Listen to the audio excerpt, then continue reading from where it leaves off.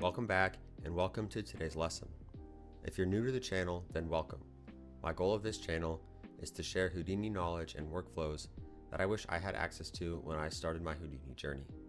Today's video won't be entirely for beginners, but if you have followed along with the last lesson on this channel, lesson 1, then you should have all the foundational knowledge you need to follow along today. This video is not the next lesson in that series. This is an additional bonus video that showcases some more intermediate workflows.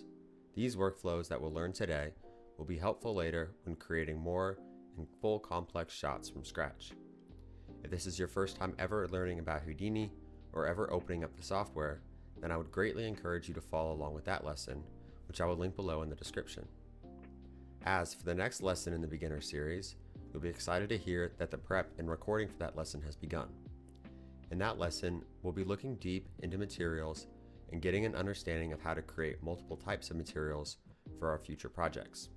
We'll explore material properties, create realistic materials from scratch, and explore how to use geometry attributes in our materials to give some unique advantages. So, be sure to subscribe and keep an eye on the channel if you'd like to know when that lesson is released. Now, on to the fun part. Let's get learning and dive into Houdini. As always, this lesson will be project-based, so download the project files in the description and let's get started. Welcome back and welcome to Houdini. Today's going to be a very fun lesson, so let's jump right into it and get started. First thing I'm going to do is set our workspace to what we had at the end of the last lesson. So if this is your first time ever opening up Houdini, I would recommend either following along as slowly as you can. I'll try to explain my thought process and what I'm doing as I go. I'll also explain my thinking and try to think out loud, but please do excuse if I misspeak or say a node by the incorrect name. I'm still getting used to thinking out loud, so we're going to learn as we go.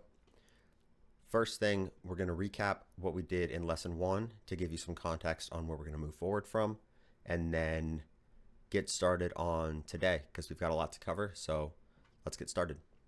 So as we remember from the last lesson, I'm going to go up here in the build section, go to lesson 1 workspace v3, load that up, and now that is going to set our Houdini file in the same format we had from the end of the last lesson.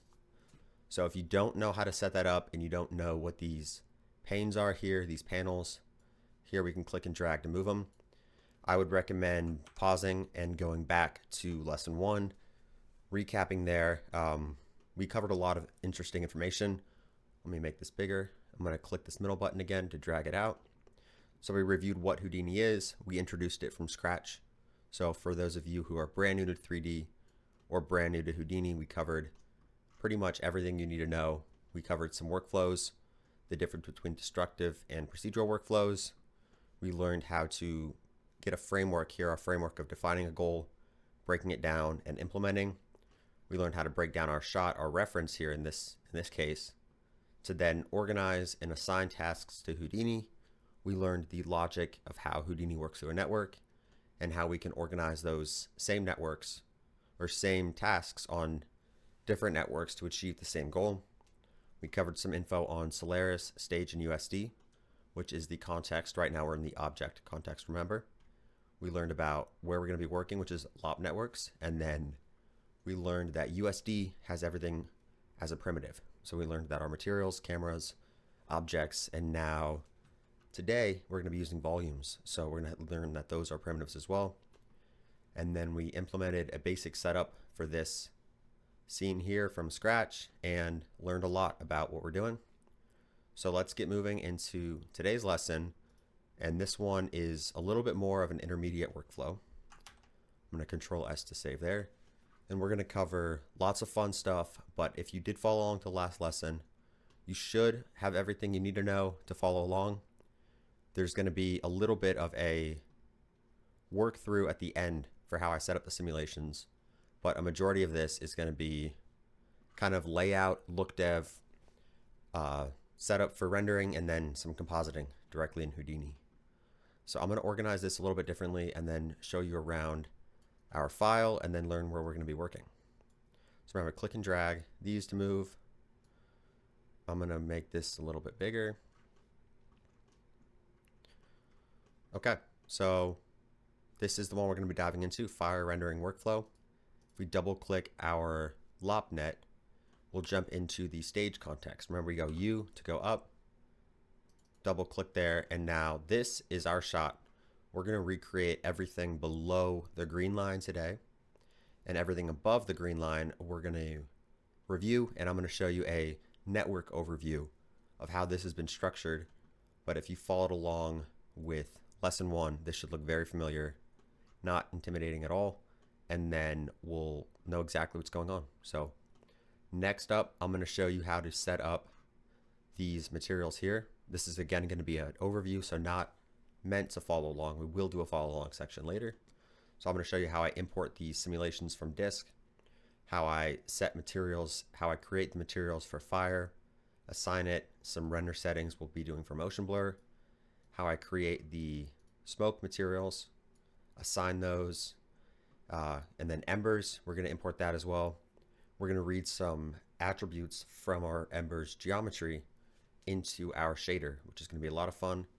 We assign those, and then we got, again, similar workflow. We got cameras, some render settings. This we all covered in lesson 1.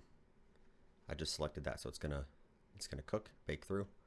And then here is an exciting part about what we're gonna learn today. This is the render export for breaking our render from, whoops, I just clicked this and drag it, so I'm gonna drag it back. We'll separate our fire, our simulation, let me click here to select, from these different parts. Here we see the smoke and the embers. We're gonna learn how to break these apart into different render passes to then composite down here.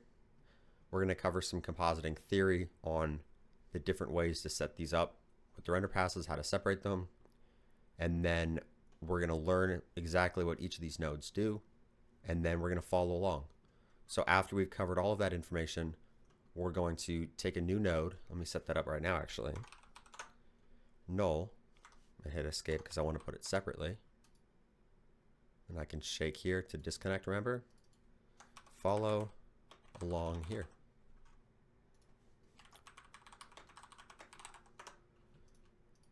And then you're welcome to set this up now, but we are going to jump off from this location here and then create everything below. So it's going to be a lot of fun. After that, I'll jump into this COP network, which is a new context we're going to learn about. So don't worry about all this yet. We're going to go through node by node. Give it a second. And if you open this up, actually you should see the same render because the renders are actually included in the project files. So here we see our finished composited render. If we want to see a 2D version, what we can do is go up here to scene view, add in a new viewer, and then a composite view, which will let us see this COP network is what it's called, Copernicus network, which is a context for working with image data. We can set our display to aces, and now we see our nice, beautiful fire render. So this is made up of these camera renders here. I'm going to turn off image follows. There, it looked like these buttons here accidentally got clicked. So I just want to be able to view one of these. So this is our environment render. We're going to learn how to separate this out. This is our embers render. We're going to learn how to set that up as well. Fire and smoke. And then we combine these all. We actually do a little bit of denoising on the smoke, and then we add them back together, and then we render this to disk. So we can do our compositing inside directly of Houdini instead of another software like After Effects or Nuke. So very helpful to work there and very quick, so very efficient as well. So now what I'm going to do is I am going to go up and show you actually the other thing we're going to be jumping into. So this is our geometry. We're going to go through these node by node, but I want to give you a context of where we are kind of without the whole project. And remember, if you ever get lost, you can keep going U to go all the way up. And this is our object level. So this is our home base from where we're going to be starting. And these up here, remember we learned last time, are the different contexts. The context we're going to be working in is stage. And instead of accessing stage up through here, we've chosen to work inside of these LOP networks, which let us use stage within this, in this geometry context, in this sub network here. And that's my preferred way of working, but you're welcome to work in either way. We're going to jump in here a little bit to learn about the different types of ways to render and separate our scenes. So this is going to be helpful for Fire. And then we're going to jump in and see how these scenes in that last one were created. So lots of fun stuff. I'm going to hit U again to go up. And now it looks like our first thing to do is to recap this workflow. So another thing we're going to be doing is I will show you quickly actually inside this SOP create, which again we'll go through slowly node by node. This reads the simulations from disk, which have been included in the project files. So if you open this up and click on these, whoops. Excuse that. I'm going to cut that from later future recordings. All right, welcome back. I had a quick cut there with the recording stop. This is where we are going to be reading in our simulations. So again, this is inside a SOP create in our network here. We read these from disk and then we use these nulls to reference, and then we're going to later import them in our SOP imports. So we're fetching them from here and getting them from our SOP create, but we'll create this all from scratch. So don't worry about that. And then this side over here is the actual simulations that I set up. So if I jump inside this Axiom sim setup, excuse me, you will see this entire network. This imports our files from Solaris, from stage. It gets them from, I'm going to hit U to go up actually. It references this null here, and I'll show you this again. To bring them in, it does the prep for the simulation. The simulation is down here, which is Axiom. We're not going to actually cover the settings on the Axiom solver, but if you would like me to do future videos on Axiom, I definitely do. Just let me know and I can put some stuff together, but that'd be a little too much out of scope for today. But I will show you how this is set up, and then I might even simulate this live. So we'll see how today goes and how the time ends up working out, but that is the setup there. We'll also learn actually about the render operators. So this is a ROPNet, which we'll cover and create from scratch. So don't worry, of how to pretty much batch render all of these USD render ROPs without having to click render to disk and then wait and then click render to disk and then wait and then click render to disk. So some time-saving workflow tips there. Awesome. All right, well, I'll pause and then we're going to jump back in and start right up at the top and walk through this and then get to learning and get to exploring this scene a little bit more and seeing how I set it up, why I set it up in that certain way, and then how to create these crispy fire renders that the thumbnail got you interested in. So awesome. I'll see you in just 1 second. All right, welcome back and let's get started. So I'm going to rearrange this workspace and get some more working room for what we're going to be needing, and then jump at the start right here. So this, remember again, is everything we've covered in lesson 1. So if you'd followed along with that, you should ideally actually be able to recreate this without having to walk through node by node with me, but we're going to do that. We're actually going to cover materials. This is our first time using material textures. So if we zoom in here on our wooden planks, we can see we've got some nice wooden material. We're going to learn how to set this up, how to assign it to our material, which is the same workflow as last video. These lights and then merging these in. And let me actually show you what this scene looks like. when we render it out. So remember again, when we select our display flags here, that's what our scene view is going to be looking at. And then we can do this drop down up here to go from Karma XPU perspective. This is Vulkan. Houdini Vulkan is our standard shading here. We can hit W to go wireframe. Again, we can hide these lights and the camera here, which ones we see later. So let me go here, select Karma XPU, and then again, I'm going to do correction toolbar. Select that, and I'm going to turn on our ACES view. So ACES, I would recommend 100% using today, especially with fire. We're going to see that later. Actually, I can show you again right now. If I merge in our fire, give it a second. This right now is loading in our fire single frame, our glow, which is going to be a new fire we're going to be setting up, which is going to be hidden, and it's going to light up the base of our scene, which I'll also cover later. This has the smoke, and it also has the embers. So now we've seen these all together, and if I turn off ACES, you can see we lose some of that color contrast and some of that nice tone mapping there. So ACES is going to be very important. Again, right here, ACES, and we'll learn how to save that out actually when we do our compositing. And the reason actually, let me show you again. If I select down here, this is just going to be the smoke. The reason we separate these render passes is sometimes you either want separate control. Oh, looks like actually, excuse me. This is the scene. So this is the environment, our background, our wooden props, and then the light that is going to be shining emissive on our wood. So this phantom, which we'll learn about phantom later, this fire is set to a phantom render visibility, which means only the primary rays are being hidden and the secondary rays are all being seen, which we'll cover again in our render settings explained, a little theory section. So this is our scene there. We've got our embers, which just showed these embers. We've got our fire.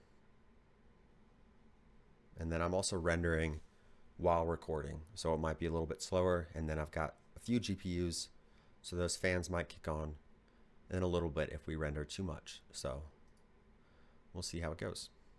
So this is our fire, and look how nicely it looks. We can turn off our ACES and see the color doesn't quite look right. So ACES is your friend if you are rendering fire. And then smoke as well. And this smoke we'll see has the emissive glow from the fire, which is another fire that's been set to hidden, phantom actually, and we'll learn about that. And then also it does have a volume limit set in our render settings, which is important if you are using Karma XPU. So we'll learn about what all of these do. We'll learn about how to prune. We'll learn about what these nodes do, setting them up, and then putting them back together. Because if you want to change smoke color or make the smoke less dense, if you can do that in your compositing, that is going to save you a lot of time and give you a lot more flexibility in the final look of your actual render and even the colors. So we might do some fun stuff there. All right, so let's get started. Our start null, remember from the last video, we now have our primitives, which again define the structure here in our scene graph path. I'm actually going to close this with this little arrow.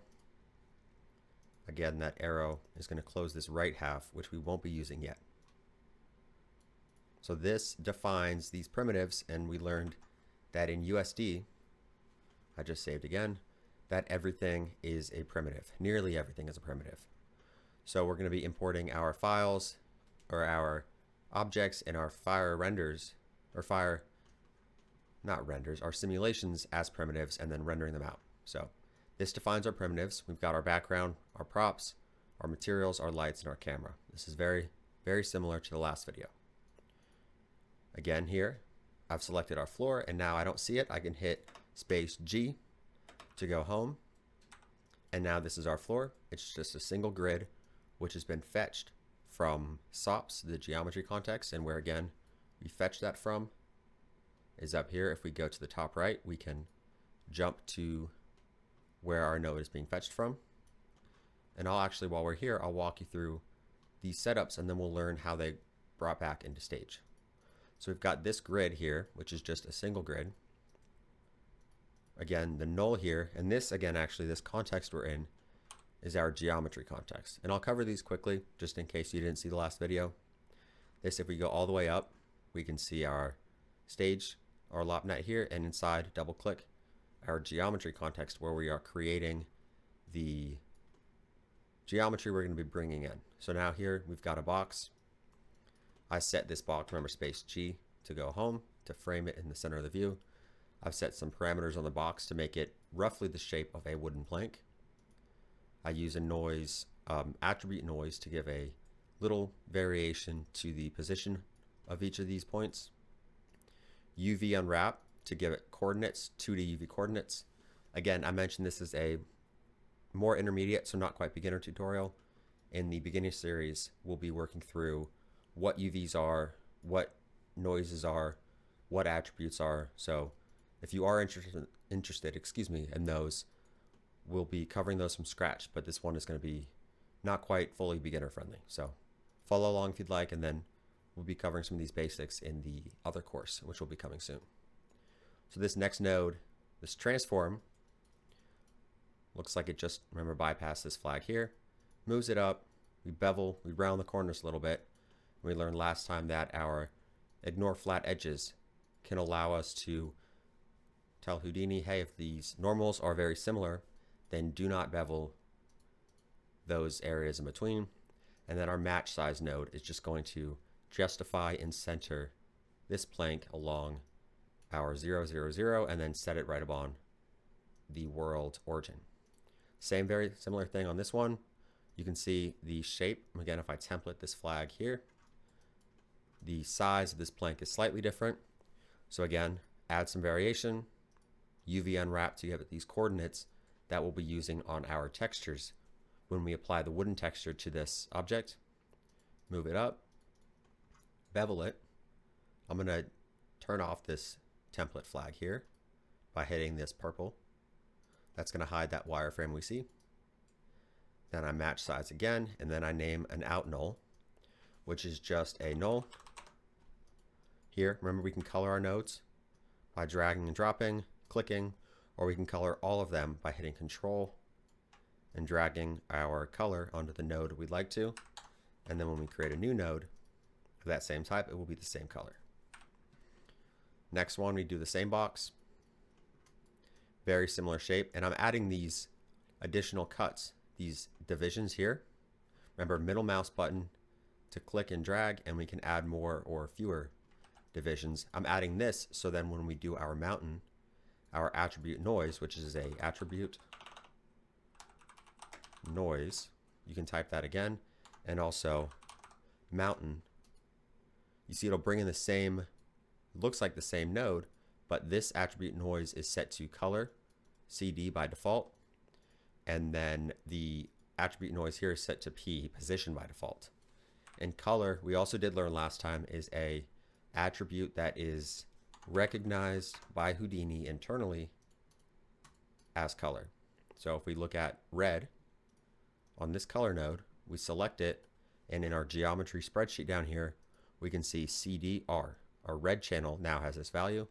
If we set it to 0.5 and maybe 1, we'll see this green yellow tint, and now our red channel has this value red, our green channel has this value green, and our blue channel has this value blue. And then CD is recognized internally by Houdini as color, which is why it shows up in our viewport. So that's going to be important actually when we bring in attributes from our geometry into rendering on our material, which we will be doing for our embers. We'll actually bring in the color attribute and render that as the color in our emissive material, which will be a lot of fun.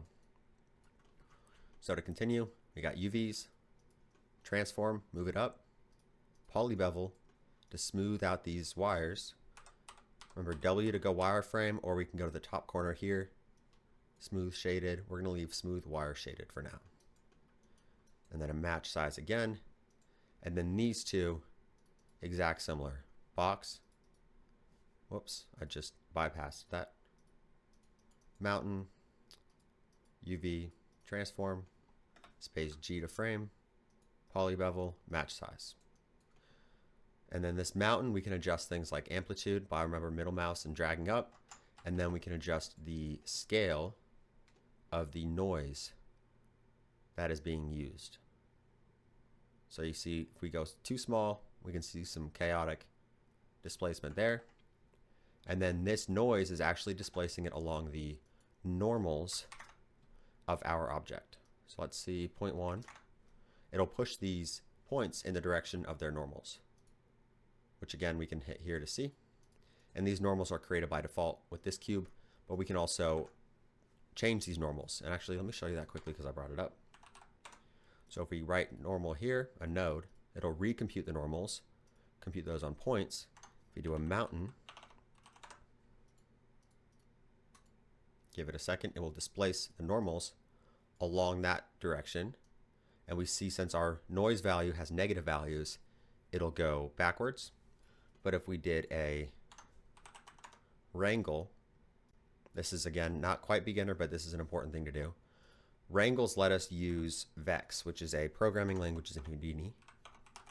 So attribute wrangle is going to let us write code that will interact with this data here, these attributes. So we want to set our normal, the n, uppercase N, and we want to set these all maybe to a positive value along the y-axis.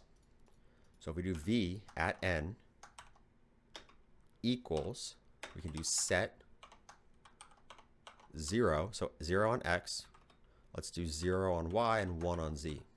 And then a colon is how we end our line. Now you see this change the shading because that did, it updates the normal in our scene view here. Houdini looks at the normal to decide on the shading of our object. So now what we're going to do is go into our mountain, combine it in here, and we can see it now moves it along this axis only. So if I increase the position, our noise is being displaced, our points are being displaced along the direction of the normal in both positive and negative values. So if we set this again to 1, 0, it'll move it along the x, y, so it'll move only up and down. So only up and down. So quick tip there. But in this case, we want to use the normals that come in here. So we're moving it either in towards the outside of where the face is facing, where the point is facing, or the opposite direction. So UVs again, transform, move it up. Really don't need this transform because the match size will reposition anyway. But I have it in here because I set it up like that, so you're welcome to disconnect this or bypass that. So I'll leave that one without just because we don't need it. And then we name these. Remember, we name them out, so then when we reference them from our stage context, we can find the name easily when it's typed out here. So this is our floor we brought in. Remember, the name of our floor is set here to now /floor, and it's stored in our scene graph path as /floor. Our wall is now /os/operator string, which is stored as wall1 in our scene graph path. We transform this.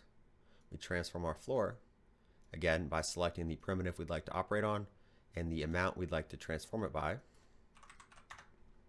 And this wall is moved in the same way. We select wall, and then this wild card here is anything that is named wall. So if I did wall, again, super wall, that will allow us to also move this without having to worry about the exact name. So we'll leave that, and then we transform this to scale it up, make it a little bit bigger, and then we merge it with these two cubes, which are created with, whoops, I accidentally went up. So now back to go where I was, we'll dive back inside our LOP network, double click this. Now we're right back here. If I hit tab and cube, we'll see it drop down a cube here. And the way we could also set this up is with a SOP import, and then we could create this cube in the same geometry context as we created these. But for now, side effects, the Houdini developers have been nice enough to give this little node, which just lets us create it with a single single node there. And we're positioning these to cast shadows on our scene and give a little more variety to the actual lighting. So those are merged here. Remember, the name of this node does not matter. We can change it to whatever we want, and that will not be reflected in our scene graph path. So now this graph branches. Remember, it merges what's on the right with what's on the left, and it takes this, which in this case is everything on the right, and it places it inside this primitive / background. So we can open this and close this out, and we've got our cube. These two cubes here, our floor and our wall. Awesome. And we can start rendering this, but we won't see anything interesting because we don't have our lights yet. So let's go back to Vulkan, Houdini scene viewport, and we'll continue. So next we've got, let's look at this one here. Select this. This is our fireplace. So this is all these planks which we created at the geometry level. Just remember, hit this back arrow to go back to where we came from, and this little arrow in the top right to jump to the context where we'd like to be fetching our object from. So this SOP path defines, remember, the location of where our plank was. So this arrow takes us there, and this arrow will take us back to where we jumped from. So we import the plank, we move it, we import another plank, we move it, and we do that for all of these here. And we could also set these up in the geometry level. So now I'm going to merge these all together. This is the setup we've made here. We could set these up, again, jumping here with transforms here, and placing these where we'd like to have them. But the way I chose to work, and you are welcome again to do work in either way, was to import them up here, arrange them in Solaris, arrange them in Stage, and then merge them and bring them into our graph. So this let me move one, add extras, and it was an easy way to see what was going on, but there's no correct way to work. It's just up to you and how you'd like to stay organized. So this again moves on our props. Everything here in source prim path into everything in our props primitive. And this is the graphed branches node, remember. So I'm going to delete that. Now if we render, we'll see this object here, which again is just the default materials that come with our geometry and no lights. So it's not quite looking as good as we can have it look. All right, welcome back. Sorry for that quick cut.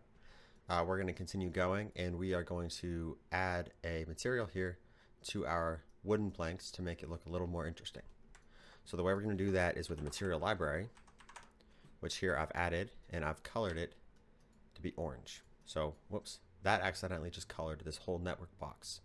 So to do that, actually, this is a create network box here, which I just clicked this button and that created this little one. We can select and color them whatever we'd like. So I'm going to go back and color that this dark gray, just so it's visible but a little more out of the way. All right, so to continue, this was the material library, that I had created. I'm going to delete this, and we're going to look at this one here. So for this one, what we have is our raw wood material, which has these parameters that have been promoted. I'll show you how to set these up as well. If I hit U, we can see it fetches our material VOP, assigns it to our material path, raw wood, and then saves that here with our graphed branches. So to create this material, we're going to use again, Material X Builder. And the reason we use Material X Builder is so inside, when we type nodes, we type the name with tab, all these nodes that show up are valid in this subnetwork. So since we're using USD, we want to stick with Material X and not Karma Material Builder or any of these other ones, because these do not automatically filter the nodes that we're allowed to use. So since we're staying with USD, we're just going to stick with this one here, and let's set this to our new wood material. Awesome. So we're going to dive inside, and we will assign it quickly a Let's start with the texture actually.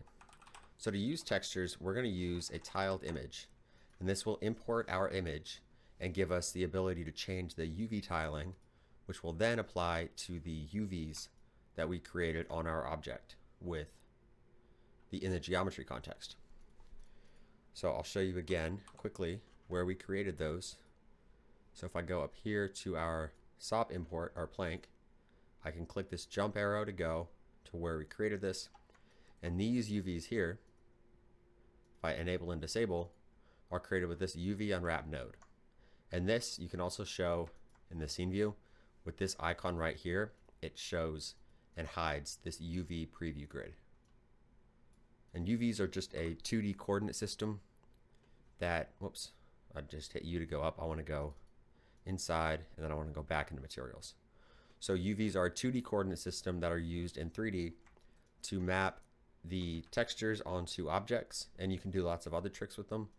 But our purpose is going to be taking this image and mapping it onto our object. So let's name diffuse, because we are going to be fetching our diffuse, our color map, albedo as it's also called sometimes, and then we connect that to our base color. And if we render, nothing's going to happen. And the reason why, again, is one, Houdini doesn't know about our material here in the stage context, and two, we haven't assigned the material to our object. So let's continue and autofill materials, which will tell this node, tell Houdini to go inside, get our material VOP named our new wood material, bring that up and assign it to our material path here, our new wood material. Now, we can't assign the geometry here because Houdini doesn't know about what's above it. It only knows what's below. Or excuse me, Houdini only knows what's above it and does not know anything about what's below it. So this node has no idea that planks even exist. So we have to go to our graph branches again here, and then on our assign material to planks, we can assign this. Now this assigns our old one. Let's disable this and we'll assign the new material we just created. So remember from the last lesson again, we can type it. We can go our props and plank. This is the material, the object, the primitive we'd like to assign the material to. And then to select our material path, we're going to drag and drop from our scene graph path here. And there we go. Our material has been assigned to one plank, but we want all of the planks.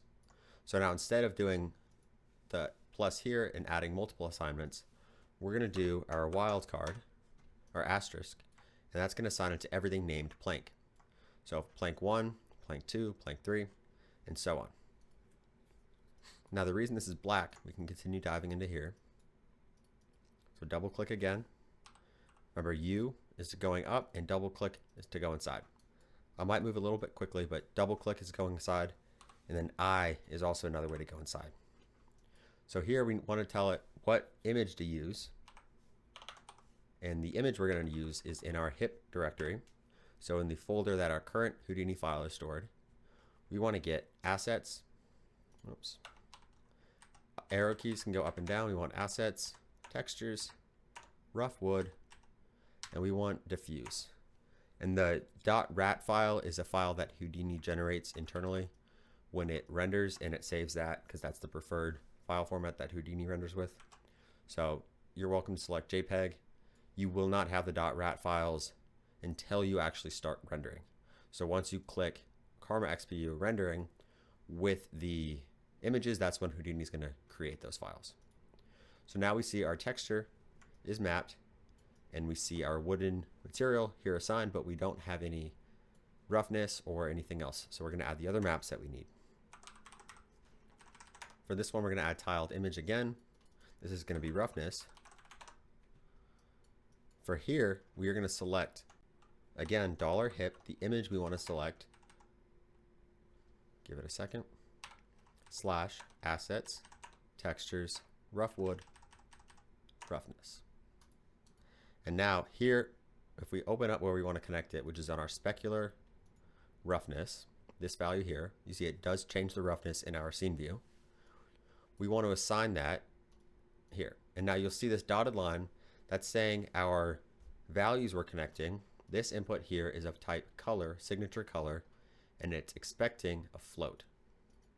So to fix that, what we're going to do is we're going to tell Houdini, read this image in as a float. And now we'll connect it, and there we go. Now for next one, we're going to add another tiled image, and we're going to do normal. Now a normal map, we'll get into these in the next lesson actually. Lesson 2 of the beginner series is going to be all about materials, excuse me. So that's going to be a fun one to do. So hip / assets, textures, wood, normal. And now for this one, we're going to need this. We're going to need a normal map.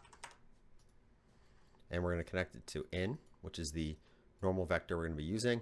And these are the tangents. These are the world space objects that Houdini uses, and uses these to compute how the shading is actually going to look. These we're not going to touch, but for some objects in some shading, you might override these or manually need to change them. So we can read those in later, but we're going to keep those to default, and they'll work just fine. Here we're going to plug it into geometry. We open these arrows up and down, and normal. There we go. And now the last one, tiled image. And we are going to connect it here to our displacement. So here again, this is expecting a float, which we can see here. It shows in the bottom here, but my mouse, when I move it, it's going to hide it. We can connect our displacement and connect our float. And now we need to select which one we want to use. So hip, current folder, assets, textures, whoops, not HDRI. That HDRI we actually have assigned to our dome light. So that's going to be lighting up our scene. So enter. And now U to go up. Now you see, very similar setup. And this subtract actually, I'll add that in too. But diffuse, or no, displacement actually, it does add it based on the normals, and sometimes you want to have negative displacement. So sometimes you might have a object that you want to displace up and down. So depending on your displacement map, not scale, depending on your displacement map, you may need to adjust the setup of your displacement. Now I'm going to see if I can get that shading artifact to go away. So it looks like I can't because now displacement is too big. So we're going to set scale down to 0.0001. So very tiny displacement. I'm going to name this displacement. And now there's other things with displacement that we're not going to cover today, but in the next lesson we're going to go into topics such as tessellation, more complex displacement, render setting geometries for different render geometry setting for different objects. So today's a very simple material, but a very nice one for our object. So now if we render it, we'll go down after we have lights, and we'll see it looks a little bit better. Give it a second, and then I'll show you how to promote the parameters to make quick material changes very easy and very quick. Give it a second to load. And now we can see we've got all this extra detail coming in on the object. We've got all these nice reflections and imperfections on our surface that we would not have had if we didn't have these textures. So I'm going to hide the lights with this little display lights icon, and we're going to jump back in here, look at this one, and I'm going to show you what this node is and then how to set these to green and exactly what this green is doing. And also these few adjustments here are very helpful to have. So U to go up, change back to Houdini Vulkan, our viewport. And now here, what I'm going to do is I'm going to add a color correct, which will let us color correct our diffuse. So if I go back to rendering and I set our saturation to 3, there we go. We got extra saturated wood. We can also change some other settings here. And then what we're going to do as well is we're going to add a tiled not a tiled image, we're going to add a constant.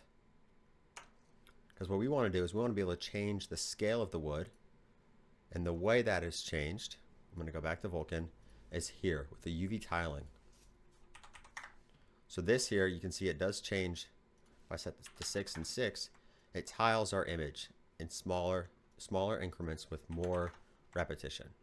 We want to be able to adjust this, but we don't want to have to go diffuse, then roughness to change this one, and change all of these one by one. So what we're going to do is we're going to create a value here, a constant, and we're going to call this texture scale.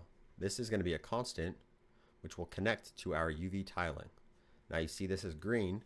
That's because it's expecting, a vector 2, which is a 2-dimensional vector. So UV tiling, there we go. We want this not 0, 0. We want this, let's do 1.2, 1.2. And you can see, if I set this to 0.5, we can distort and scale this image. And there's ways, which we'll learn about in the next lesson, or reasons why you might want to displace or distort these to different amounts. But we're going to leave that to 1.2 and 1.2. We're going to connect this to our tiling, and our tiling. There we go. Now if we change this value, it'll automatically update the tiling for all these other parameters without us having to go node by node. 1.12. Now this value is up for you. You can decide on however you'd like to tile this. We got our color correct. Let's set this back. So remember, these bold, these thicker text, we can either control middle mouse button to revert to default, or we can right click and then go to revert to defaults, which you can see the hotkey, control middle mouse button. Awesome. Now I'm going to show you how to get our material parameters up here on this network. So if we had multiple materials and say we wanted to alt drag, give me a second, and set this to a concrete material, instead of diving inside and manually changing these, or diving inside and changing the color, what we can do is we can promote certain parameters that will live up here on our parameter setting in our parameters pane, which again right here, parameters, for this node. So I'm going to delete this and I'm going to show you how to promote those. So right in here, this subnetwork, if I go up to this right gear and hit edit parameter interface, it'll pop up this submenu, this menu here. I'm going to file save. Again, we'll cover this in the other lessons, so don't be intimidated, but you're welcome to follow along if you would like to. Well, we're going to go inside and we're going to add a new folder. Now, if I change this to material settings, what I can do, so what I just did is, again, I selected our gear, edit parameter interface. I'll close it again and open it. I added a subfolder by dragging and dropping. I'm going to set this from folder type tabs to simple, and then I'm going to add in another subfolder for our diffuse. So let's do this, and we'll type simple, diffuse, and I want diffuse. Now if I apply and go up, nothing's going to be here yet. So what we want to do is we're going to, again, select the node we're editing. We're editing the parameter interface for our new wood material node, which is this one right here. I'm going to go inside the node we are editing, select the values here, the parameters we would like to be able to promote. And what I can do now is I can drag and drop these parameters that I'd like to change onto this menu here. So now color correct, I might want to change the hue, maybe the saturation, and maybe the gamma. And let's do exposure. So these are just values that I think I would want to change without having to jump inside this network and find this node. So if I go up, U, and hit apply, there we go. Now we see our parameters have been promoted. And it looks like actually this is a helpful thing to have as well, our tiling XY. So let's go back inside and go to our texture scale, which again is our XY, our two-dimensional vector. Drag and drop up here, And if I hit U, and if I go down here, nothing's shown yet because we have to apply it. It'll pop up, but this is named value. So what we can do is we can change this name, the label, to, let's say, texture scale. And hit apply, and there we go. Now this value, when we change it, it changes this inside value here, because this value, if I click on it, it's referencing the channel, and this here is how it's defining a path. So it's saying the channel that is up here on this node, which is right here. So now let's continue, and we're going to change the roughness, and we'll do normal map, displacement map, and we'll promote our subtract, and then we'll make a ramp to remap roughness if we'd like. So again, new material or new folder, and we're going to set this to roughness. And now the folder names, these do not have to match my folder. These are used if you're referencing them in more complex setups. So if we're doing HDAs, we're going to be referencing the parameters and having them talk to each other, essentially. So since now we're not doing that, we can name this whatever we'd like, and we don't have to worry too much about it. But good practice is to name them similar, at least, so they're recognizable. So roughness, I want to promote our roughness file. Again, folder. I'm going to go simple, and I'm going to hit normal and normal. And now the simple setting, I just set it to again. I'm going to normal, selecting the node and then selecting the file that I'd like to do. And now you see it says it's already linked. So I'm going to hit OK, and now hit U to go up and hit apply, and we'll see those two new ones pop up. And this simple right here is just how Houdini represents this tab. So now it looks like this is a tab. If I set this to collapsible, it'll let me open and close this. So that's up to you how you'd like to stay organized. Simple. And if I could even do actually tab and tab, and there we go. Now I have little tabs I can click and navigate between. But we're going to stick to simple. Apply. Go inside our network again, and let's add our displacement. So simple displacement. Double check the spelling. And we're going to go float file. We're going to drag, not float, we're going to drag our file here and drag and drop and apply. And now we might also want to change the subtraction. So we're going to move that. For now, we're not going to touch this, but in later lessons, in the next one actually, we're going to be having some fun with that setting there. And now another thing we can do is a ramp.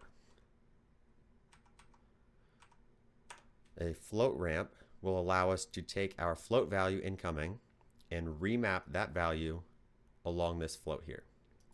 So this will say any value from 0 to 1.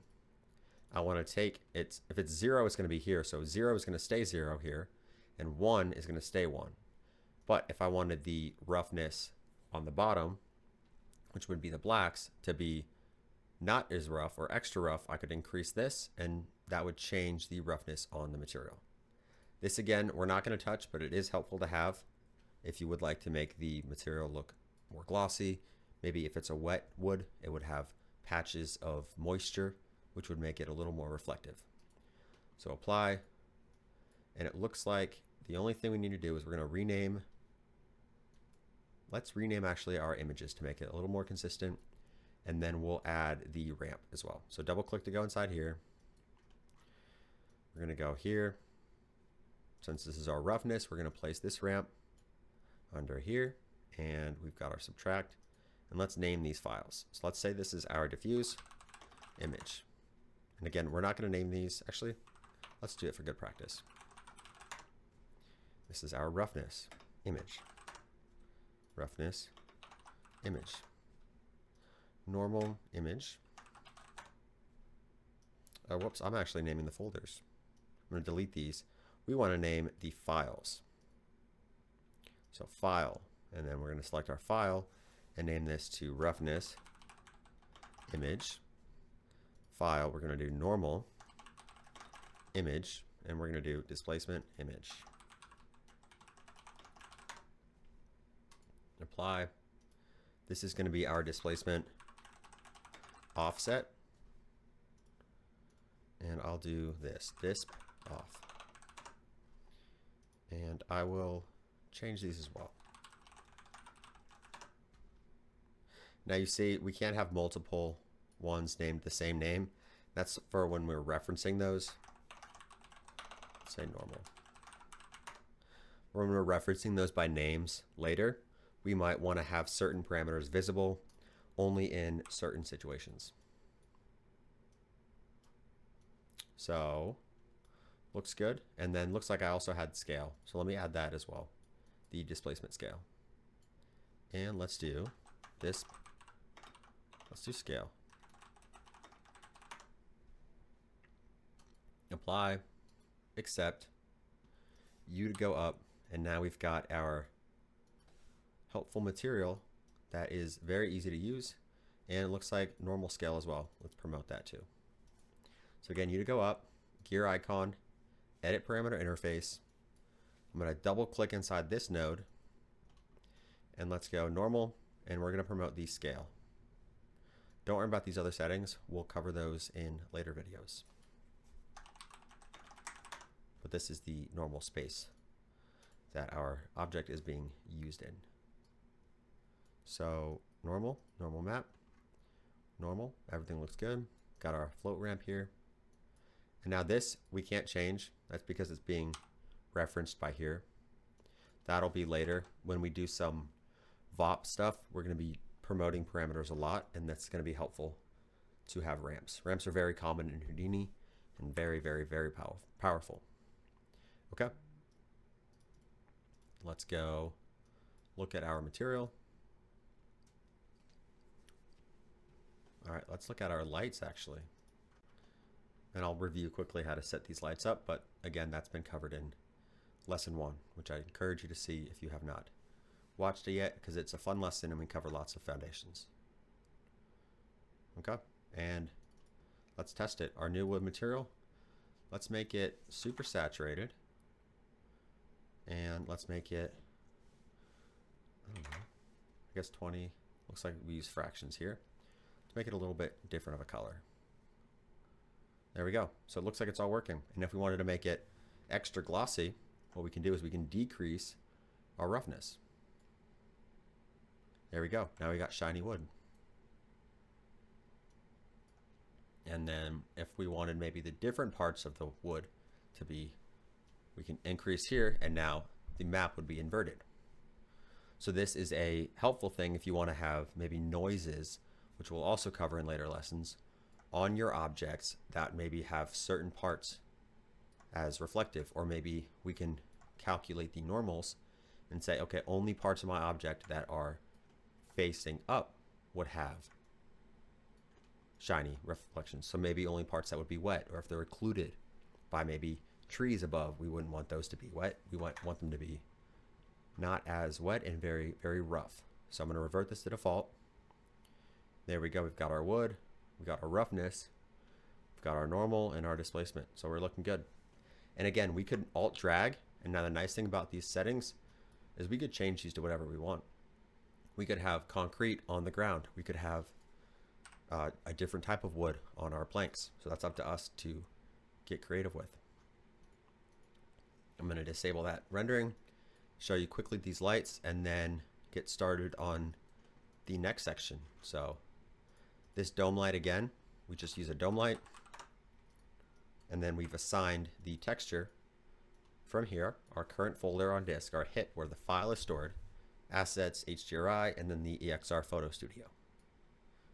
Dome light, again, and remember we learned this last time, our switch node here lets us choose which one of these inputs is selected and used in our graph. So this here, it looks like I was doing some tests with a different light, so I wanted to have another value saved, which looks like it's a little bit less bright. Here I've got a little rim light that I set behind our object to brighten up some of the smoke. And we merge our lights in. We can show them with this icon, display light guides. And there we go. Let's do aces for good measure. And now we've got our fun little scene where we are going to set on fire and render out and then do some compositing in. So a quick setup, very fun, exciting to do, and we're gonna have lots of cool things to learn next. So I'm gonna pause the video and then we'll be right back to get on to the next section. So be right back. Welcome back, and let's keep going. Next up, we've got the fire, smoke, and embers we're gonna import, and we're gonna review how those are set up, how they're read from disk, and then how the materials are created, assigned, and some render settings we're gonna need to use.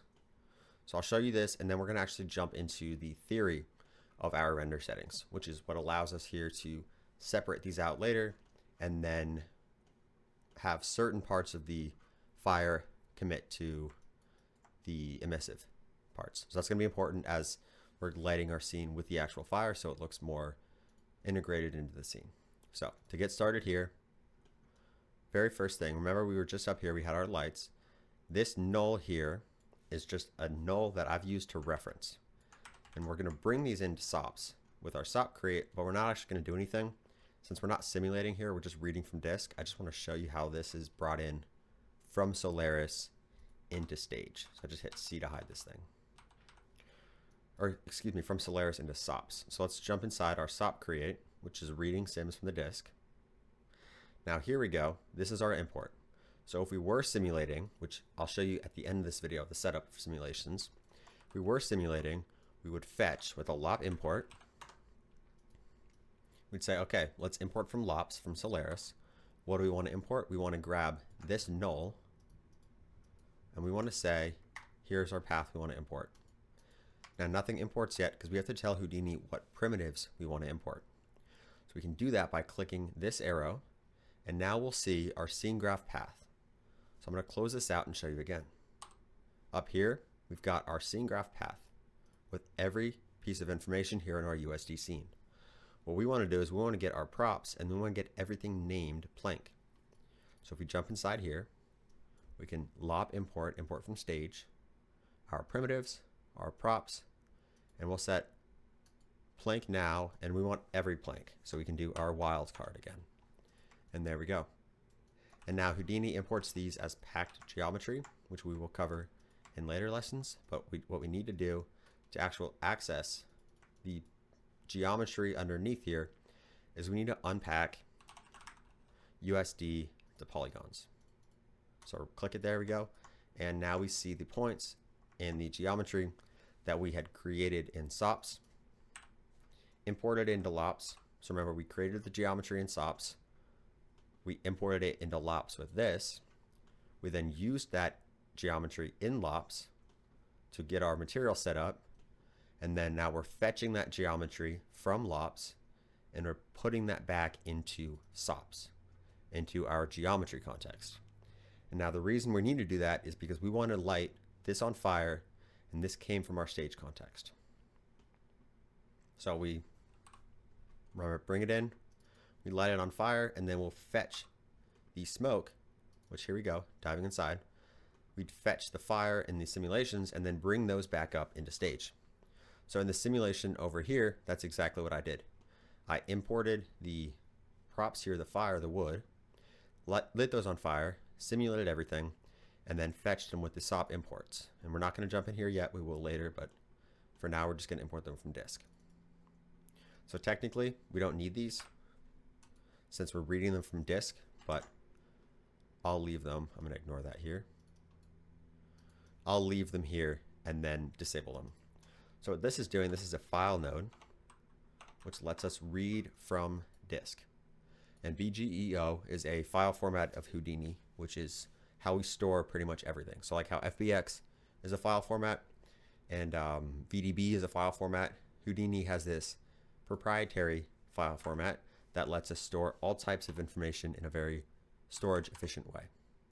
So we want to go not actually from our context, we want to go from our disk. So we want to read our file from disk, and to do that, we're going to go hip, we're going to go sim, and these are the simulations that were included in the project files and were simmed in the same file with Axiom. So I've included a single frame for us to do this lesson with. We want our fire, single frame, There we go. And there's our fire. Now if we middle mouse, we can click on it with middle mouse or this little eye, and we can see information about our node. We can see it has a density field, it has a temperature field, and it has a velocity field. This is a three-dimensional grid, so a vector in our, let me see if I can pin this. So it has an X and a Y and a Z. So this is on the X-axis. It has a certain number of voxels. I can actually pin this to show you. It has a certain number of voxels, which are essentially 3D pixels, and it stores information about these three fields, the density field, the temperature field, and the velocity field at these voxels. So 200 units on X, 622 on Y, and 196 on Z, or 176, excuse me, on Z. So exit that out, and this will name our fire. And this, again, we've used a null, and this pyro bake volume lets us preview the temperature field in the viewport. We'll cover that when we do the setup from scratch later, so we're not going to worry about these yet. Next up, we do the smoke. Same exact setup. We do hip sim single frame, and then we fetch that disk, fetch that file from disk, and then we have our smoke. And now this one just has a density and a velocity. Velocity we'll use for motion blur for the fire, and then also velocity of the smoke is used in the simulation of the embers. So here we go. We got the embers, which I'll turn this little icon off to show the actual geometry incoming. And we can see the points. So these embers are particles that had been simulated and sourced from the smoke. Actually, I think it was from the fire, and then they were simulated with the smoke, and they were being carried and moved and advected by the velocity field in the smoke. So here we go. We've got a bunch of colors, and these are the colors that we're going to actually be reading in our shader. So this is the, again, the file, the simulation on disk, out embers so we can fetch it, and we'll learn how this was set up and simulated again at the end of the video. So U to go up, and now we're going to use SOP imports, and we're going to import, here we go, we can see out fire. So this is going inside this SOP create, getting our null out fire, and U to go up, and it is, I'm going to paste it, and it's fetching that and bringing that up into our stage context. So wireframe, again, can show and hide. And the reason we only see this very, very thin volume is because, I'm going to ignore that for a second, is because the density field is the only field we're visualizing yet. That's what the pyro bake volume is for. It lets us visualize the temperature field. But we're going to hide that out, and we're not going to use that yet. We'll use that later. This is importing actually the exact same fire. Actually, this is a good example. It looks like this fire, yeah, okay, it is importing the same fire, and it's renaming it to FX Fire Glow in our scene graph path. And then we're setting it to Phantom. And we're going to cover this next, but Phantom, if we scroll down here, says only show this fire to the secondary rays or to the non-primary. So primary and secondary rays are two different types of rays in our render calculations, but only show this fire to the secondary, so negative, which is not primary. And this lets the fire contribute emission to the scene, but we don't see the actual flames. And we'll see why later when we set that up. So those are merged in. This is another material library. I'm going to double click inside, and here we have our Karma Pyro material and our smoke material. So I'm going to hit enter to see that, and smoke. Again, it's thinking, so I'm going to let Houdini work. I'm also recording, so it's going to be a little bit slow. Also, if it does start cooking and doing something you don't want to, you can hit escape, and that will disable the cooking. So this one again here is our Karma Pyro shader. pyro material, and we have a smoke material as well. We have a few of these which we'll cover later. But we've just used the Karma Pyro shader for our fire here, our scene glow, and for our regular fire. This I can delete. It was just so I can have a different version of the shading and also see what that looks like. But we'll cover these later. So again, very similar. This one you'll notice is extra bright. So 1250 intensity, which is the glow, and the fire is 60 intensity. And the reason for that is because when we have this fire glow, which is hidden in the primary rays, only shown in the secondary, we want that glow on the scene to be extra bright. We'll cover that later when we do the setup from scratch. So we'll do all this from scratch in a minute. Well, in maybe an hour, but in a little bit of time. Okay, so assign fire. Again, whoops, I dove inside. This just takes the primitives, assigns our fire, similar to how our geometry was a primitive, and it assigns the volume material to the fire and to the fire glow. And then this thing here, this render geometry settings, is telling our fire, FX fire, to be rendered with a velocity blur and a volume velocity of 1. So this reads our motion blur. If I render this and I zoom in a little bit, we'll see our fire. Now you see if I disable this motion blur, we'll get a little bit better resolution on parts of the fire, but if I enable it by unchecking the bypass and then setting it up to a ridiculous amount, we'll see a lot of distortion. So we want a little bit because fire is going to look better when we have motion blur. So again, we're just losing a few of these details and adding some nice smearing to these flickers of fire. So 0, we see a little more resolution, and 1 and even 5, we see a lot. So we're just going to leave it at 1 for now, and then we are going to turn off our rendering. Again, actually aces here is very important. So if you don't have aces, your fire is going to look different. So make sure you go to correction toolbar. Again, correction toolbar and aces. So there we go. And now let's look at our smoke. So this same setup, very similar SOP setup. We're importing here from disk in our geometry context. We're using out smoke to name the null. We're then fetching in our stage context that null, bringing that up, naming it as FX smoke in our scene graph path, and now we're creating a smoke material. Jump inside here, which looks like it's a Karma Pyro shader. So we have just density, and then that is controlling the look of the smoke, the thickness of the smoke, and the color of the smoke. And we don't have any emissive actually. So this would do nothing because there is no temperature field in our fire. So I'll leave that off, and then when we go later we can see what the different settings do for smoke. So again, that is brought up here. It's saying fetch XPU smoke, which is this node's name. Bring it in, assign it our material path, and then assign that smoke to our XPU smoke primitive, which we created with our SOP import. That's this one here, and that's got our volume. Now for embers, very, very similar. So remember Alt and then right click to zoom in and out.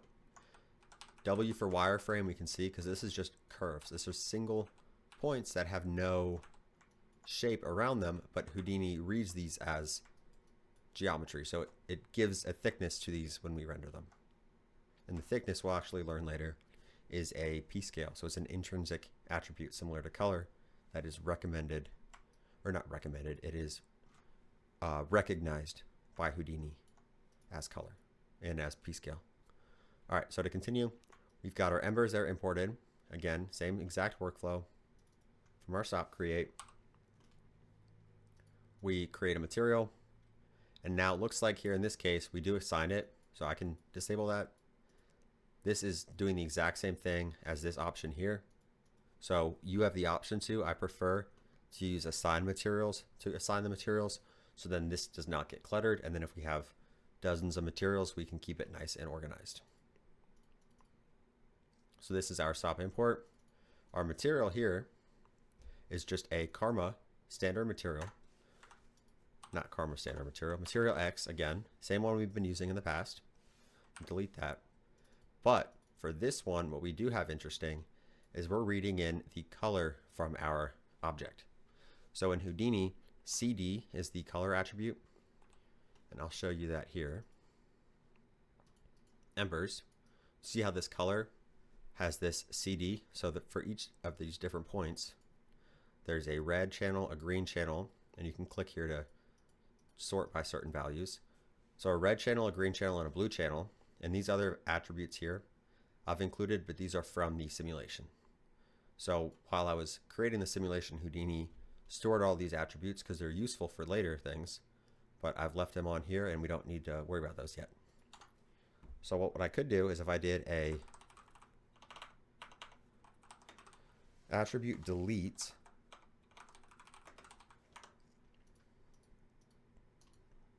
this is a node that lets us delete attributes. So I want to delete this color attribute and see what happens. CD, delete, and then it's gone. And now this attribute is being read in by Houdini, and we're able to use that in our shader.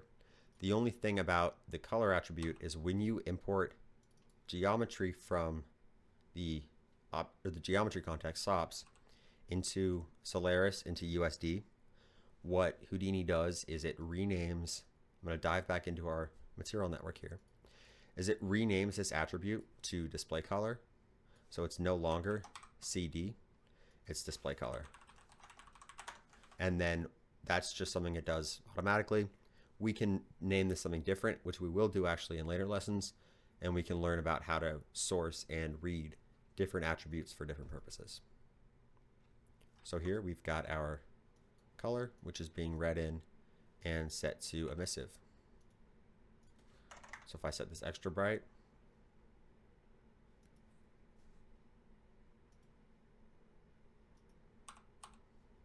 all right, looks like we're not looking at this yet because we have our display flag here. Our material is not being assigned. So now if we jump down, put our display flag on this assigned material, and then restart our render by going to Houdini Vulkan, and now going back to XPU, we can see it's very blown out. The colors are extra bright, so we don't want it that bright. We just want it 5. So a nice gentle brightness. So U to go up. I'm going to turn off our render, and now there we go. We merge those all together, and if we did render this, so perspective, Karma, we'll see our fire. We've got our fire, our smoke, and our embers all together. The one thing we will not see yet is the fire lighting the smoke, and that's because the render settings haven't been set yet. They're actually set, it looks like down here. The setting that is needed for that is this volume limit. We need to set that to 1, but we'll do that later in our network because that's the way we've chosen to organize this. So again, VK Vulkan to stop our render, and that is our full setup, read in and import.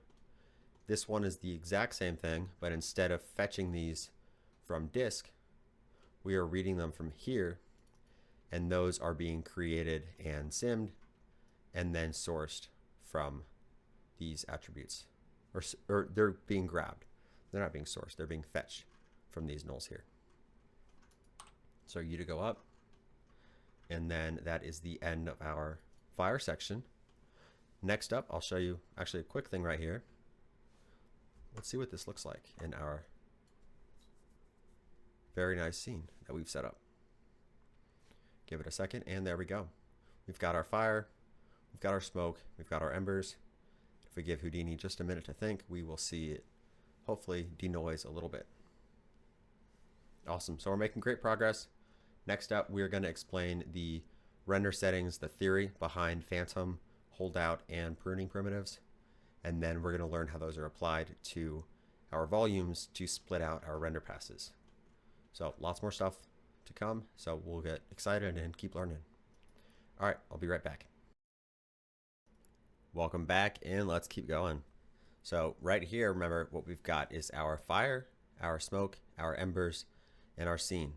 And now we're going to dive into the theory behind our render settings that we set which lets us split out. I'll let it load up here. It lets us split out our fire, but keep the emissive part shining on our scene. So I'll give that a second to refresh. Now you can see our fire lights the scene, but we don't actually see the fire. I'm going to give this 1 second to think because I'm also recording, so it's going to be a little bit slower to render than it normally would be. So there's our emissive parts on the fire, or emissive of the fire lighting up the scene. We've also got our embers, which were emitted from the bottom of the smoke and now are flying through the smoke. We've got the fire, and I'll again give it 1 second to see, and then the smoke. And now with the smoke, what we'll see is the emissive, the temperature of the light of the fire is actually contributing to glowing the smoke itself. And that's controlled by two things. First of all, we actually have our fire visible, or not visible. We actually have our fire inside this stream here. So it is hidden, but it's set to a render geometry settings of phantom. And phantom, we'll click this drop down, and we're about to cover this right now. It's only visible to non-primary rays. So it's invisible to primary rays, which means you can contribute to lighting the smoke, but you cannot be directly seen by our camera. So if I disable this render settings, what we'll see is our fire is no longer contributing to the smoke because this render settings is no longer changing our volume limit right here. So if I enable this again, this volume limit is how many times that ray will be calculated and pushed through our smoke to contribute to lighting it up. So if we increase this to a higher value, we might get more accurate representation of that fire contributing to the smoke, but it will also take longer to render, and it will have a lot more noise, so we're going to need more samples to clean it up. So I just left that at 4. I'm going to revert to default, which is 0, and then let's put it back. Let's put it to 2, actually. All right, so Houdini Vulkan viewport, and now we're going to jump into our other LOPnet, where we set up a quick scene, this one right here, to show you what is going on when we set objects to phantom or holdout. So a quick overview of this scene. Let me arrange and make a little bit more space. We have a null, our start, which we just use for organization. It does not need to be here. We could delete this if we wanted, but I'm going to leave it. We have our primitives. We define our empty primitives, which are now listed in our scene graph path. And we import these objects, our sphere, a box, a tube, and a grid. And where do we import them from? U to go up. In our sample geometry created, we've got a little network here that creates just the sphere, gets a cube, bevels it, tube, bevels it again. In this setting, remember we learned on the ignoring flat edges, so we've covered this before. U to go up, and let's jump into this network. So these SOP imports are fetching that geometry from the geometry context and bringing those into stage, into Solaris. We merge those together, and we've got a graphed branches to combine this side with our scene here, this stage that we've set up.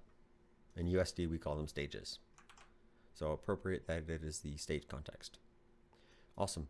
So next up, we've got a dome light, which again, you can hide and show. We've got our HDRI set. We graphed in the branches to merge our light in. Now, if we render this, give it a second, we'll see our light contributing to the scene, and we've got a nice render right here. Now, to help show out some of the actual render settings, I've created 4 materials, which are very simple. Again, I've just changed the color and the roughness on the specular.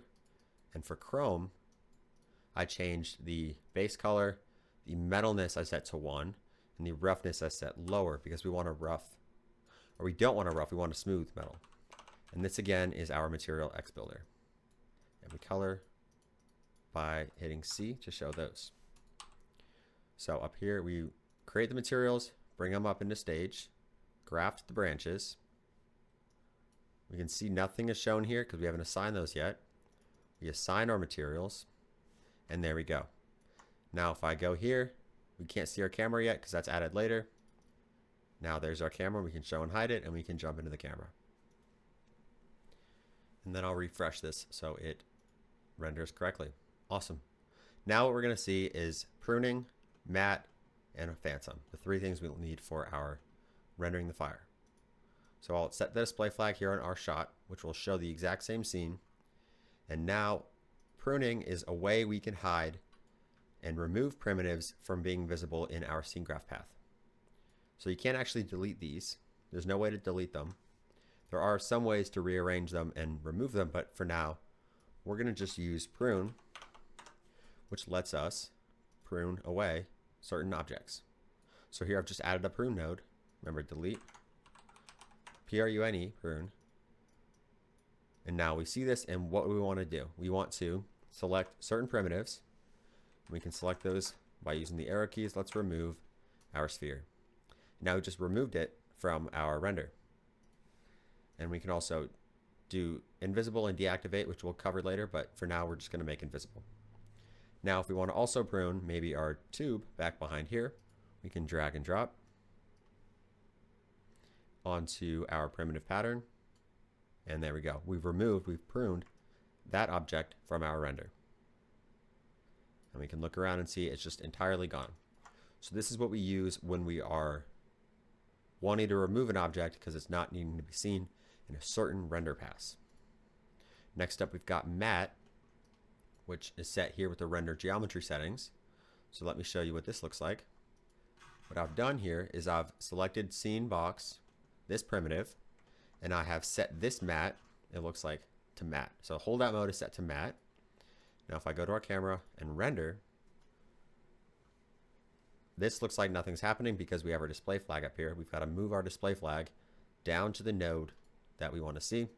And there we go. We've matted out the cube. Now this will just show as invisible, and none of this will be visible, but it also cut out. You see behind here, it removes this cube and shows what's behind it only with the silhouette of the actual cube. Now if I changed it to maybe let's matte the sphere and see what happens.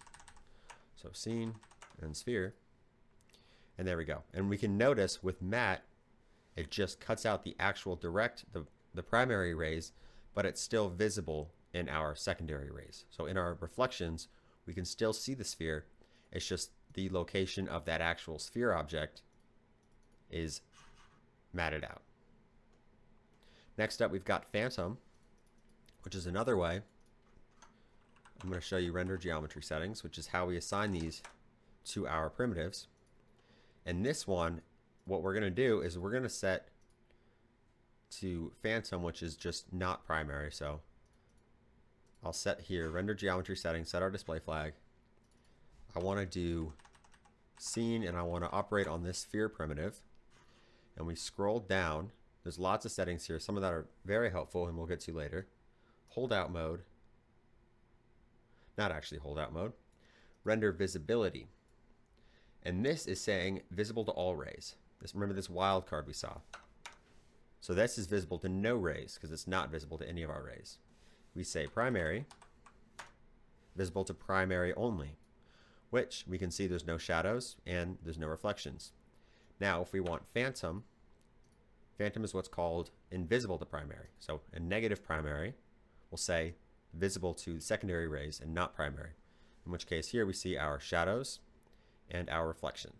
And now if we move around, we can notice we could look directly through where this object was, and we see the reflection, but the actual object is now no longer occluding the view. And there's a few others, but we're not going to get into these yet. So we're just going to go back, and you see there's lots of others. These are used later for more complex setups, but for our purpose, we just want negative primary, which is phantom. So you can either type that in, delete this, and go to invisible to primary rays. So that's our setup now, and now we've covered what we need to know in order to apply this same framework, the same render settings and geometry settings to our volume primitives. So I'm going to pause the render right here. U to go up. And we're going to jump back inside this LOP network here. And now we can see actually the phantom here for our glow. I'll show you up top here. We have our fire coming in, which again is only visible as density now because we have not set our material. So what I can do is I'll disable this node that sets our fire, again our fire glow, which is the name of our primitive, sets it to phantom, which is the negative primary, which you just learned about. If I show this, nothing's going to be seen. I'll disable this, and then I'm actually going to rearrange this for 1 second. So I'm going to go down to here, and now what we see is we see our fire glow. I've just disconnected this network so we only have this fire coming in. This is our fire, and it's now visible to primary because we're just loading it in and not changing anything. If we disable this node, it will show as phantom, so it'll be no longer visible to primary, but it will be visible to secondary rays. Now, if we see what those secondary rays, I could actually, I'll show really quick actually. So phantom, we have this coming down here. Remember, our fire is imported, set it to phantom, and now if we do this, I'm just rearranging this to show you a very quick change. So now we've got our fire coming in, we've set it to phantom, which means only visible to the non-primary rays. We now import that in, and now we're assigning the material. We're adding our motion blur, which in this case is only used for this one. And now we can't see anything. That's because we need our karma render settings. These are done later, but I'm just showing you quickly how the primary is being set up there. So set this here to our active display flag. I'm going to set our XPU limits, and we're going to set our volume limit and increase that. And we'll give it a second.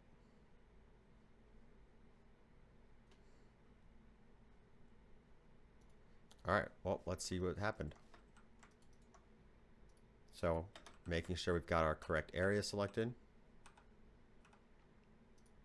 It has our material coming in, our fire glow. Now what I'm expecting to see is the fire emitting a little bit. Okay, there we go. It just took a second to refresh. So now we can see, and if we disable this phantom,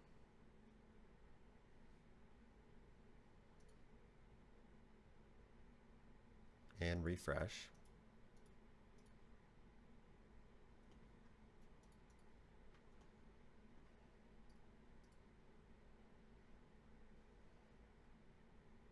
there we go. It's looking like with XPU we do need to do a few refreshes and not. But again, we've disabled our phantom, so now it's coming in as a visible. We now merge that down here in our graphed branches into our main scene. And now here in our karma render settings, we're setting the volume limit. We're increasing this to allow us, give me 1 second, to see the contribution of the fire to our scene.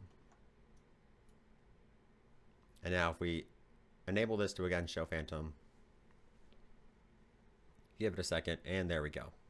Now we've got our object. Our fire is lighting our scene, but it's only showing in the secondary rays, which are the lighting here, the global illumination, and the reflections.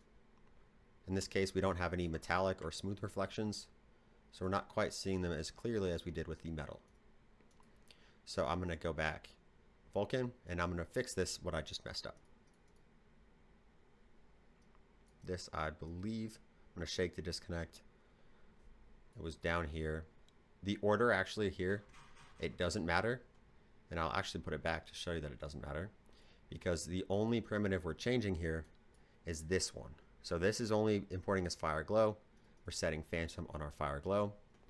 And now when we merge it back down, we don't want this null. We want to connect our switch back again. Delete this. And now we've got all our fire coming back in correctly. This switch just lets me go back and forth between the simulated version here and our version here reading from disk, but we're going to leave it here as 0 and give it a second. And there we go. And with XPU, it's a little bit finicky, so we might have to reset our render every once in a while. So if something is not looking the way you expect it to, which just happened to me, we can disable it, enable it, and then go back and forth because it might be an XPU issue or also a recording issue. So I'm going to delete that. Everything should be correct, but if there's a mistake that was here, we can come back and assess that later. All right, so now we've learned our primitive has been set to phantom, so it's contributing to the scene. Now down here, we're going to continue going through our graph. This actually, I'll show you really quick because I haven't shown you yet.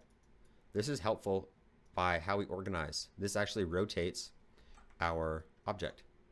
So if we click play, okay, well, we won't see it because it's not rotating anymore. But right now it says rotate in our X, our Y, and our Z. This is 142 because that was the angle I liked. But I'm going to do an expression, $F.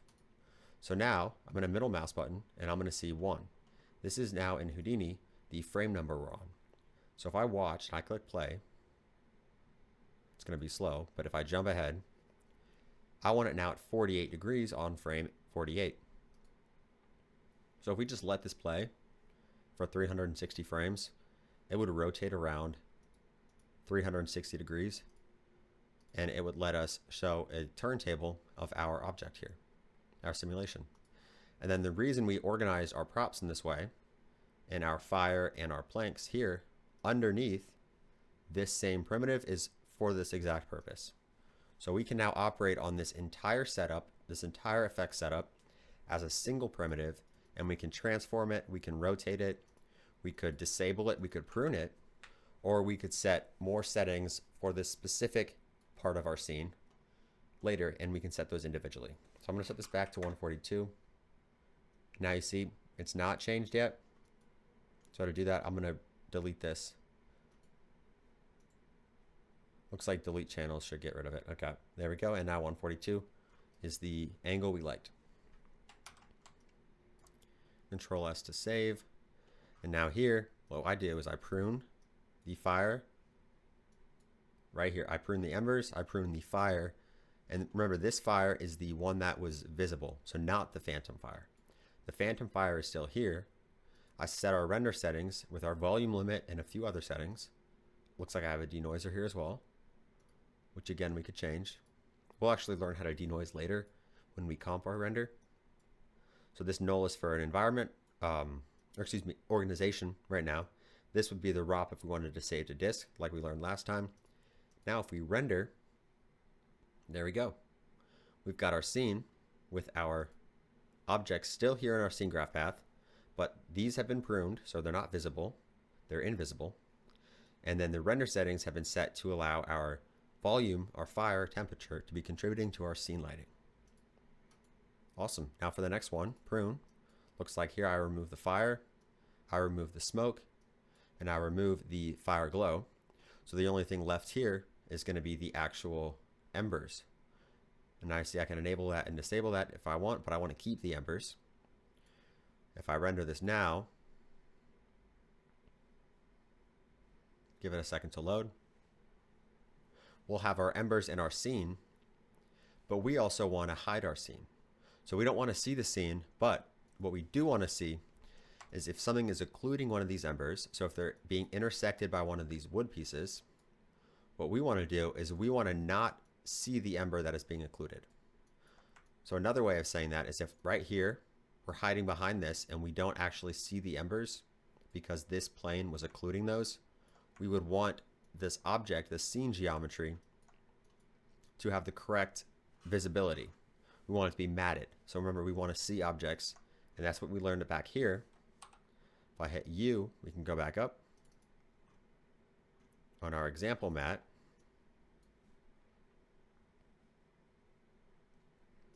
Give it a second. You see, it cuts out our sphere, but what is in front of it we still see.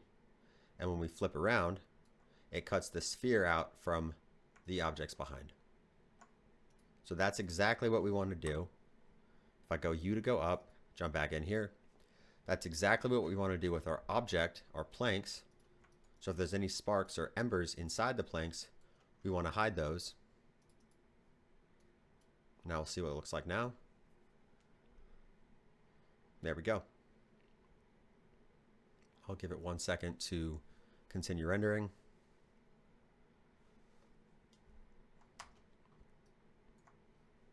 And then we also do a similar thing on our background. So set it to matte. And then these dots here, I haven't mentioned yet.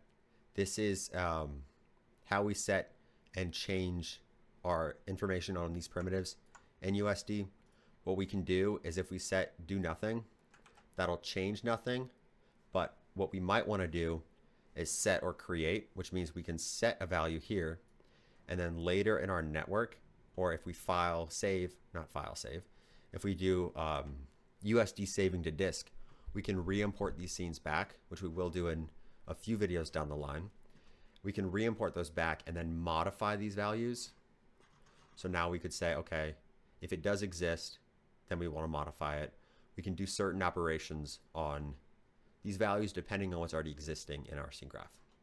So if we had maybe certain resolution set, we could say, okay, we want to render at 4K resolution for certain renders. So we might edit these render vars, these primitives, which are actually created in render settings. So it looks like not this one. It looks like here in this primitive, this node, again, is creating a render settings primitive, which we can save and we could later access and change and modify depending on what we need. So we did a hold out background, not storm. It's another view in Houdini you can see. All right, there we go. I just hit escape just in case it had done something I didn't want to, and now we're back. There we go. We have our pruned objects. We have our environment held out with a matte. We have our background held out with a matte. And we have our render settings, which for this case, we just used it to set some samples and no denoiser. This is here, volume limit of 1. We really don't need it actually, because our embers are emitting volume or emitting light.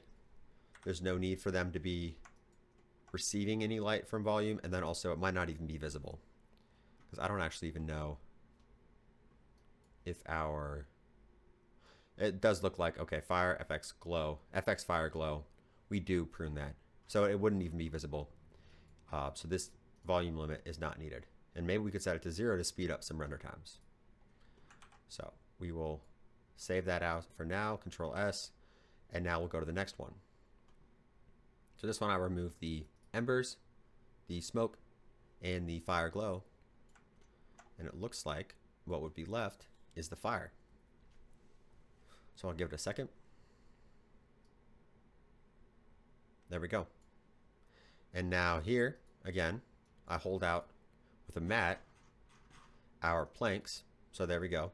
We see the planks, and it also doesn't show, it's not the same as just hiding it, because in that case, if we did hide it, it wouldn't cut out these occluding parts of the fire. So we want to hold out with matte, so then if there's fire inside the planks, that is also occluded.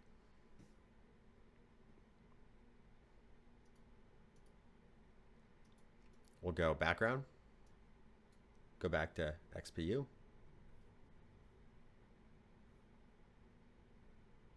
and then give it a second to load, and there we go. It's looking pretty nice. Now our render settings again, setting our camera actually here as well. That is setting these for all of those, and we'll see later in our render ROP, our ROP network, why we did that. And then that lets us do, you see if I go here to render settings camera, it'll automatically set our camera to A3, which is set right here, and that's the same for all of these. Whoops, I'm going to go back to render settings, Karma XPU, hide our camera, and there we go. And now the next one, we've got our embers, and our fire. And now notice how we have our fire FX glow, or FX fire glow, is not pruned in this case. So that is now matte. This one also is matte, and now what these, we're doing the hold out again on our planks and our background. And now you see the silhouette of the object inside, which is why we do the holdout. So then if we had multiple fires behind, multiple sets of smoke, we can correctly see their position in our scene. Okay, Karma render settings, we have sample set, no denoiser, and we have our volume limit set now. So it looks like above here, if I have my display flag, we do not see any emissive. Down here, whoops, not CPU. I'm doing this now to refresh the render, because sometimes forcing refresh helps Karma XPU rethink and show exactly what I want to show. So there we go. Now we've got our emissive fire contributing to the smoke, but it's not being visible, and we're able to render this by itself. So if we just hit render to disk, what that would do is it would render out the same folder, the same file that has also been included in the project folder. So we'll get to those when we composite our renders together, but for now, that is plenty fine for what we need to be doing. Awesome. So now next up, what we're doing is we're taking the same scene graph. So we're doing all these settings here, and we're setting the camera to, right now, camera A3. Down here, it's the exact same setup, but we're now setting to camera A2. So again, same exact setup. We prune these ones we don't want to see, we don't need, and then we set our render settings here for our volume limit to allow it to emissive or glow our scene, the fire, which is the phantom fire we set up here, and then we are rendering that to disk. And now another way you could work is, instead of merging all these FX elements together into our scene here, our network, our stage here, and then splitting them out, what you could do is you could merge each individual fire or smoke or embers as needed down here. So right here, what we could do is we could merge in, or down here, we could merge in, okay, if we just want to have this, maybe we just want to merge in our phantom and our scene, and we don't care about the smoke, the fire, or the embers, because in this case, we remove them. So that's also a fine way to work. The way I enjoy working is having everything here and then separating them later. But if we're doing bigger scenes, we might have too many simulations. So maybe it would make sense to do foreground simulations in one set of our network, and then midground and maybe background in another set. So continuing here, we've got our primitives here we're pruning. So we're making these invisible because we don't need to see them. There we go, we got our nice embers. We're going to hold out our object here. I'm going to try to not have this yellow. So to hide this yellow, I'm going to select one of the other nulls. So I'm not selecting one of the floor nulls, or not nulls, excuse me, the scene graph path. I'm just going to click on a different area, so I'm not seeing any of that selection preview in my render. And those won't be baked to disk if we do render, but that's just so I have a nice view here. All right, now here I'm holding out the background again with matte, and this is the only value here on this node that's being changed, and that's why everything else is grayed out. Set these render settings again, which mostly are being used right now for setting XPU and setting our resolution, and then enough path trace samples to remove any noise. This could also be 0, so I'll leave it at 0. And there we go. So I'm going to go back to VK Vulkan, and let's do the next one, and let's see what's going on here.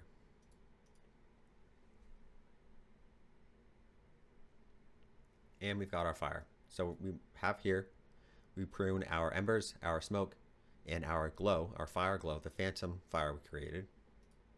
We hold out the planks.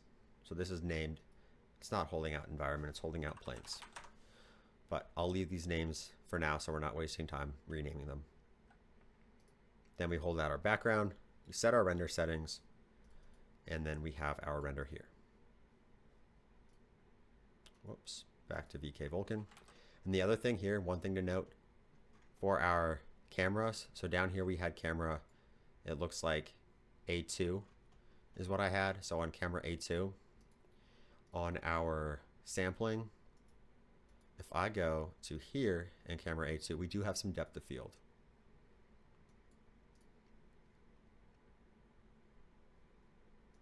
So if I changed our focus distance to maybe 1, that'll be focusing way too near, way too close, so we wouldn't see anything. Another way we can change the focus, not by using this value, remember we learned last time, is we select our camera, hit enter over our scene view, and we can hit shift F1 to see these tooltips. And then we shift click and it will select an area in our scene which has the depth here. So it'll automatically calculate how far away that object is, and it will set our focus distance. Remember, with the shift and left click. So I'm going to hit shift F1 to hide those. It looks like hitting these shows and hides them. I'm going to hit escape to exit that. And then I'm going to go to 6.12, which I think is somewhere around where it was. Then the f-stop is our aperture. So how wide our sensor, not sensor, it's the lens setting. But the smaller the number, the more blur we'll see. So I set this to 12, we'll see very little blur. And if I set this to 0.00001, we'll see way too much blur. Let's do a 0.5. Maybe let's match what we had here. 0.5 it looks like. Now remember, we can change the values to crazy values that they would not actually be able to have in the physical world, and that's a bonus, and we can use that artistically to create extra cool things. So now we'll keep going, and it looks like the next setting is render settings applied, which we actually did just cover. So we reviewed all these settings, how they are applied to our network, and how they are actually working to set up and split out these renders. So now it looks like next step, we're going to do a follow along. So we're going to create this from scratch. We're going to create these all from scratch, and we will maybe even create a new camera. Actually, that'd be fun. So we'll create a new camera, pick a new angle for our fire, and we'll render those out, and then we will composite those in a new composite network, again from scratch, so we can have extra fun. And I'm going to go here, viewers, composite view again, and that shows us the render we set up and we had split out. In the phantom, remember how we had our fire hidden but still contributing to the scene. We had our embers, we had our fire here, and we had our smoke. So same exact renders from here, and now what we do is we're merging those back together, and we merge them back together so we have control over these individually, and we can do extra fun things. So if I disabled one of these, looks like the embers are added here, some denoising of the smoke.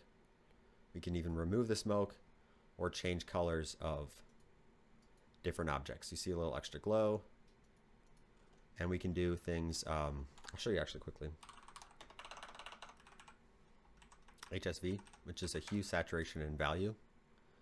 And it looks like if we want to do just our fire, whoops, I clicked the template flag there and it looks like it split the view, but now we're back to normal. If I want to take the fire, I can add a HSV, a hue, saturation, value adjust node inside our network. In this context, we work left to right. Same theory applies as working top to bottom, but this one, VOPs, I believe, is another context where we work left to right, but this lets us work here in the same idea. So nodes on the left, their information moves to the right. And then one other thing we have to do on this node, if we want to change it, is we have to uncheck the treat RGBA as pre-multiplied. So now I can change the hue. So now we've got green fire, merge it in, and if at the end of our render we liked that, we could leave it, or I can make it super saturated and change the color to purple. And the reason this is looking different is because I actually have two. You see this fire is being merged in once here, and then a second time it's being merged above the smoke. So that was the way I like to set it up, and we'll get into these later once we set up our own compositing network from scratch. So you to go up, and then let's pause. We'll come back in a second, and then we'll start from our follow along section. And again, now you see I have the composite view still set up. To get back to seeing our scene view, we're going to need to either X out this composite view or go to scene view. And I can open up a new composite view if I wanted to. And now to see something again in the composite view, I'd have to go back into our node in our COPNet or Copernicus network, and now I can see what we were working on.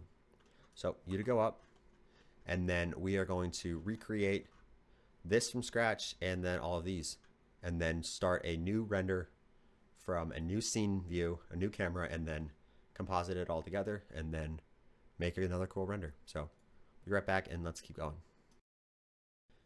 All right, welcome back. We are going to keep going, and we're going to set this up from scratch. At least everything here below the green notepad, which again is just a network box, C to color, and I stretched it out long. So I'm going to cover everything below here. We're going to recreate from scratch. We're going to render out a new camera, and then we're going to composite those together in a new COPNet. We're going to set up a new ROPNet, actually, a ROP network, and then a COP network to render and to composite. And then we will export our composited image, and then probably tweak it around and have some fun compositing and putting it together. So to start, our first thing we need to do is we need to read these simulations, and we need to get our simulations into our scene here. So I'm going to zoom out, and we're just going to take a look at what we have now. Control S to save. All right, we need to get our 3 simulations imported. We need to add materials. We need to bring them from import our geometry context into stage, and then we need to set up a bunch of render settings for saving those out. So to get started, we're going to use a SOP create to import those. I'm going to call this read from disk. This SOP create, another perfectly fine way of working, because right here I did a SOP create to read these sims from disk. We could, hold on, give me 1 second, because Houdini is now, there we go. I go U to go up. We could do a geometry object here and name this fetch sims. And we could do our file node here and then read in our simulations here and then fetch them into Solaris from this geometry object container. But we're going to stick inside a SOP create for today. There's a few reasons, but the one for now is just it's easy to stay organized, and it makes sense because I had simulated them here in the Solaris setup in the stage context. So you can work either way, but for now, we're going to create our file nodes here, and we're going to read these up to stage. So file, first one we're going to want to get, let's go into HIP, and let's just look at what we have. So slash assets, whoops, not in assets. They are in sim, single frames, because it didn't do animation for the files, because that would have been, I think it was 26 gigabytes. So if you are interested in learning how to actually simulate the fire, then let me know. I did use Axiom, but I would be happy to put together a video on simulations once we get to it in the beginner series. So let's continue, file, read, and you can name this whatever you want. File, read, let's do fire. And now we have, if we middle mouse button, or we can hit the I button, we have our density, we have our temperature, and we have our velocity fields. I'm going to do a null and name this out fire. And then I'm going to do another file node. And the other thing we can do with our density, our temperature, and our velocity, we could render the density on the fire, or we could do the temperature on the fire. So I'll show you how to actually render that field, because it is here. The smoke, excuse me, that we want to render, I'm going to copy this here and paste it here. The smoke we want to render was simulated separately, but I will show you how to set up a smoke shader for the density fields in this file, just because that would be a helpful thing to know. And there might be a case where you want to do a stylized fire or stylized smoke that instead of going up this tall, maybe you got a VDB online or a simulation from a library somewhere, and you just want to render that field. So out, this will be smoke, and I'm going to change that to lowercase. I'm going to Alt drag again to duplicate that. And now the next one we want to get is our embers.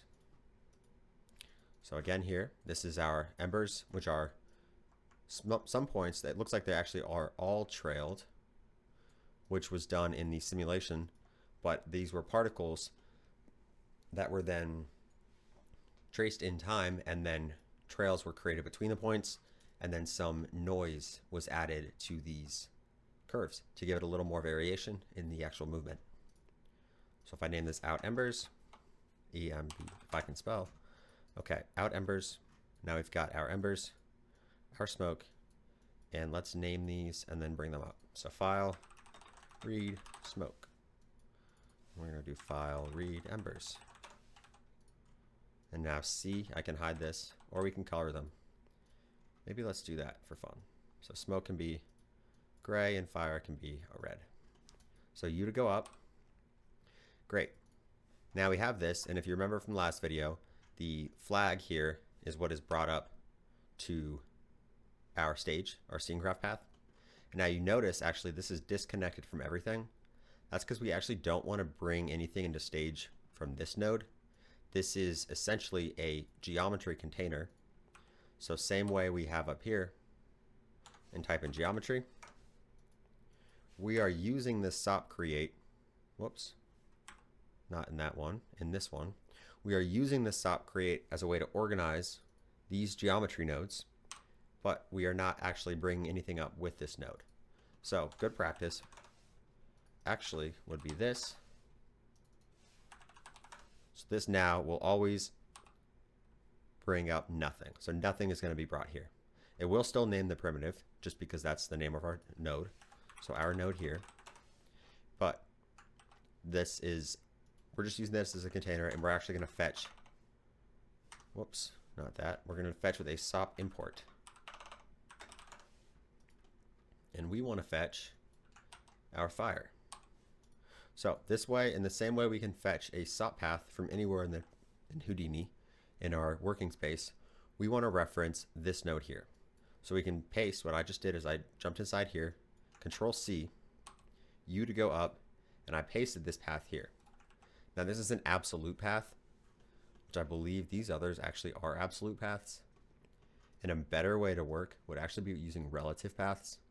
So we can either type those out manually, or once you have a path selected, you can click this arrow, export relative path, and hit accept. And now that will say it does not care about anything here. So now if I have this back as absolute path, you see it's OBJ, which is OBJ up here, our Pyro workflow example, which is our Pyro workflow example, read from disk, which is this node here.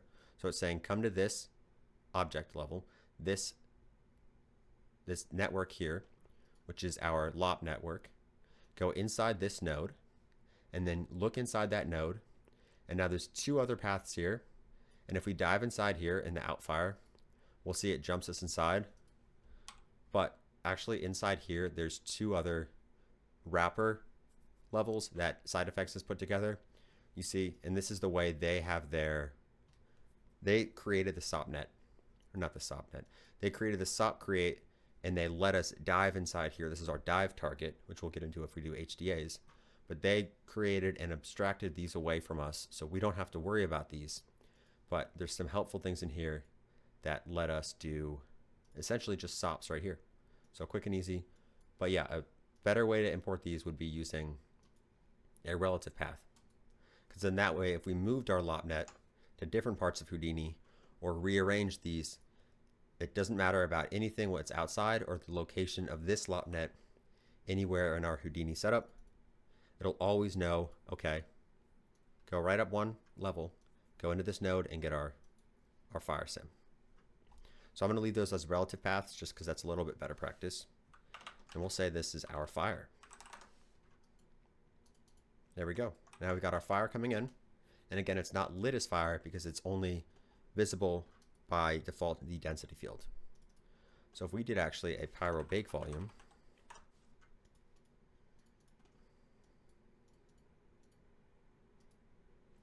and then go, we don't want smoke, we want fire. There we go. Now we can visualize our temperature fields and we see our fire right here. We can use this and it does help us shade, but this I liked for simulations so you can preview what the fire will look like. For now, we're going to start setting up our materials without using this, and then we'll actually maybe add that in later. So our fire, we're going to do this. Control S to save. I'm going to Alt drag, and then I'm going to grab our smoke.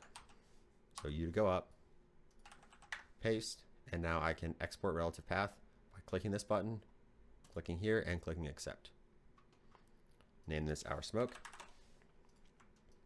Alt drag. Dive inside to copy this null for out embers. I'm going to rename this to out embers. Hit enter, and now you can see our embers are now coming in. Export relative path and accept. Now if I hit Control S, that'll get rid of these little exclamation marks. That is telling us that if we saved this USD file to disk, which we won't do yet, it's telling us that our file save path for the USD will be constructed in a certain way, but we'll get to those later. All right, so now we have our material set here, and it looks like we set these all individually, but a good way to do it actually for now, just to show you that you can choose how you work. Let's do those all in one setup. So this will be a little bit different. Remember, you are welcome to choose any organization you'd like. If you had 5, 6, 7, 8 fires maybe, it might make sense to have all the fire, then all the smoke, then all the embers. So you can organize those, and once we do bigger scenes, we'll get to a few different tips to organize effectively. So now let's say merge FX. Now we've imported these, but if we render them, it's not going to look how we want it. It does actually render the density by default, which is cool, but we don't see our fire, and we don't see any embers, at least any colors to the embers. So I'm going to turn that off, and then we're going to get moving on to that next part. So let's add a karma, whoops, not a karma. Let's add a material library. We're going to define our materials in here. So let's say create FX materials. We're going to need a material assign material. And we're going to say assign materials. And another thing we're going to need is we're going to need our actual stage. So right now, what we could do is we could graph those into this branch here, but because I said we're going to work separately, what I will do is a new null, and I'm going to connect this one to here. We're going to name this our stage to fire. All right, and now this one is the same exact setup we have here. And now I'm going to start a separate part of my network, and I'm going to work out of this null instead of working out of this one. So that's going to keep them all separate. It's essentially the same exact way, but just to not clutter our setup, we're going to do it this way. So our graph branches node. Again, the left side is what we want to combine it to. The right side is what we want to merge in. And we'll add these materials in a second. But I'm just going to set this up so we can see our effects. So let's go here. Let's see where we want to put them. So we have, let's make a new primitive actually. Let's see where we merge these. Here we merge them onto our props. Okay, actually that's what we did that. We merge those onto our props, so then later we could transform, excuse me, them all together. So let's do that as well actually. let's merge these. We're going to delete this expression onto our props. And we'll see what happens. And there we go. We've got our embers, our fire, and our smoke. Select the node down there, and there we go. Our, say, merge FX. And you see it renames to FX1. It's probably because one of the other nodes, there we go, merge FX. You can't have two nodes with the same name. So we could say merge FX branch. Now if we render this, it will show that. Sometimes they hide in the viewport, in the scene view, some of the things, so don't worry too much, but you might have to refresh or reload your scene view. Another thing about Houdini actually is if you have a issue with your scene view, sometimes it is helpful to just close it down entirely and then open up a new scene view. So viewers scene view. And now again, remember how we had in the first lesson, everything here is pinned to 1. So because I deleted that and created a new one, it will no longer be pinned. I'm going to pin it to 1. So then if we adjust anything in this 2, in this network view we have here, that won't affect accidentally this scene view. So to continue, if we did want actually, we could do this to this side, so then we're not crossing over. Either way is fine to work, and we could even connect that to here, and it won't make a difference. So let's keep those on the right so we're not crossing over. Then that matches our structure here. So great. Now we have these merged in, but they don't have any materials. So now we'll start creating materials, and let's start with our fire material. So we're going to do, actually, let's see what we used here to use the same one. We used, okay, it looks like we have 2 ones actually. So we have a Karma Pyro shader, and we also have a Phantom Fire, which we need to add. So let's create that now. Remember, that was the same fire here. So let's say our Phantom.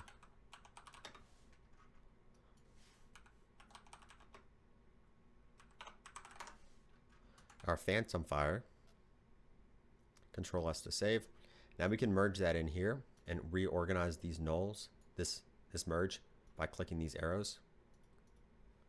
Or we can Y to cut and then select these and then automatically combine them all. Awesome. So this is our Phantom Fire, which again is the same exact fire. We're just going to create a different material in here. And in the same way we did here, we're going to have one for our fire and one for our fire glow, our Phantom, which is just going to be brighter. And we'll learn actually why we do this curve later, but that's a trick for shading fire in our Karma Pyro shader. So move over and back, and you can arrange these closer if you don't want to be sliding around as much.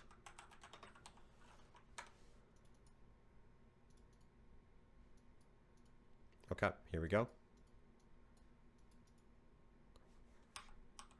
I'm going to go up and we're going to find out what we named this one. We have our Pyro shader named as XPU Fire Scene Glow, and here we have this one, a little bit lower intensity. All right, you to go up, back over here, and we'll jump inside here. We can ignore these for now. Let's actually see what other ones we have.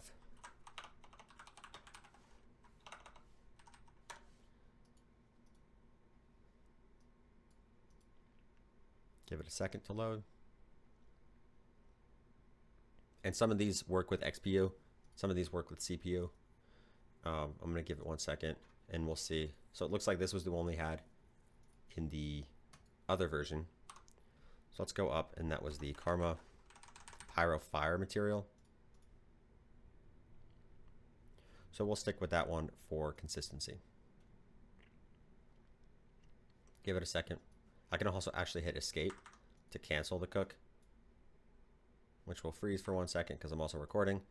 We'll delete those, and then we're going to use this one. So let's name this XPU Fire. And now if we jump inside here, we can do our things. So first, let's turn off smoke because we just want fire for this. Let's enable our fire, and we're not going to touch scatter yet. And let's set our intensity brighter to what we had similar in the other one. U to go up, U to go up. And now let's autofill materials. And let's look at just our fire, since that's the only one we're doing so far. Material library, assign materials. I'm going to assign / our fire, and I want to assign it our XPU fire material. So I just dragged and dropped from our scene graph path. And now let's see what happens. There we go. So now we see our fire. If I close the scene view, so now I got to change my aces again. So correction toolbar, untone map to aces. Now we see it looks a little bit better, but it's not quite as crispy as we would like, and we see a little bit too bright, and we don't see any dark pockets at the base of the fire. So this is why we'd be doing shaders. You can actually shade it either way you'd like, but we're going to dive inside, and we're going to do on our fire intensity ramp, we're going to change a setting. So this is how the intensity values of our temperature are being mapped to the brightness. So if we have a low here, so we want really hot parts to be dark and empty, then we want some nice sharp heats. So we want some nice sharp fire, and then we want a very crisp cut to the end of our fire field, our fire volume. There we go. So bring this down, let's bring this tighter. This we can move a little bit closer. And I'm going to move this close and then bring this one down. And you can mess with this and adjust it as you'd like. You can also shift click on these and then right click. It looks like I lost that click here. Right click, and if you say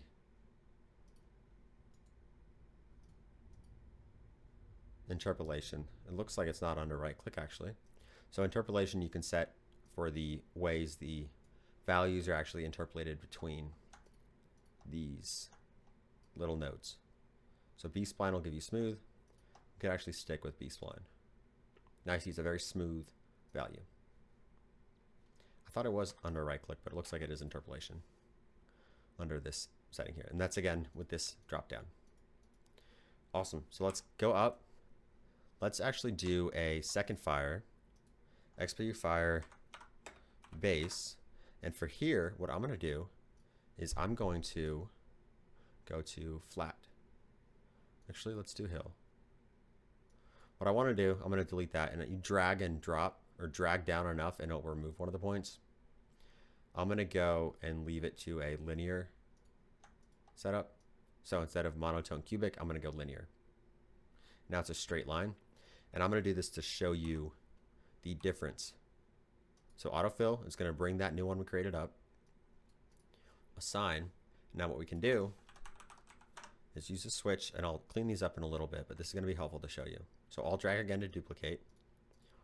Now what I want to do is in this assign material, I want to give it our XPU fire base. So base, remember, had the linear ramp on our intensity. So zoom in here, fire intensity ramp. This is our temperature field that's coming in from fire. We want to take this value, and we're showing it here linearly. So without having this additional adjustment here.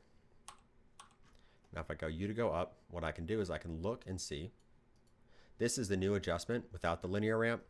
If we hit 1, we'll see this ramp, and we can change, we can do a snapshot to see a quick preview. So fire, shading fire is something you can do and explore different ways to do it. But we're going to be using this type of curve on our intensity value because that creates, oops, I'm not saving that. So I'm going to X that out. I'm going to right click, color correction, untone mapped, aces. And remember, we can name these. So this one looks like our aspect ratio got a little funky. So I'm going to close this out, and I'm going to actually render it again with 1. Now you see this again, the switch is a helpful way to go between different material assignments, just a very quick way. And we can also continue networking this into our graph, and we can make changes later or to multiple parts of the graph. So disable this, double click to open, and there we go. You see sometimes with the snapshot here, it'll crop it funny. So I'm just deleting this one, and we're going to use color correction on these to compare the two. So this is the default one when we have a linear ramp on our fire intensity. And to get the nice flame detail here, and also those nice details inside the actual flames, instead of just being blown out, what we do is we set that intensity value, the intensity ramp here, and we're remapping this to be 0 at the very base. At 0, source range 0, we want it to be 0, and source range 1, we want it to be 1 right over on this side of the ramp. So that's going to say anything between, it looks like maybe 0.4 to, this is 0.5, this may be 0.75 of our source range. So we could also change this too, and that will have a different effect on our fire. So I'm going to go U to go up, U to go up, and I'm going to switch back to this other fire, and then I'm going to double click inside here to now go back looking at our fire. And if we set this to 0.2, that'll remap a different value of our temperature field. If we set this to 3, that'll say at the left we want 0 to be here on our intensity ramp, and right we want values of 3 to be the highest.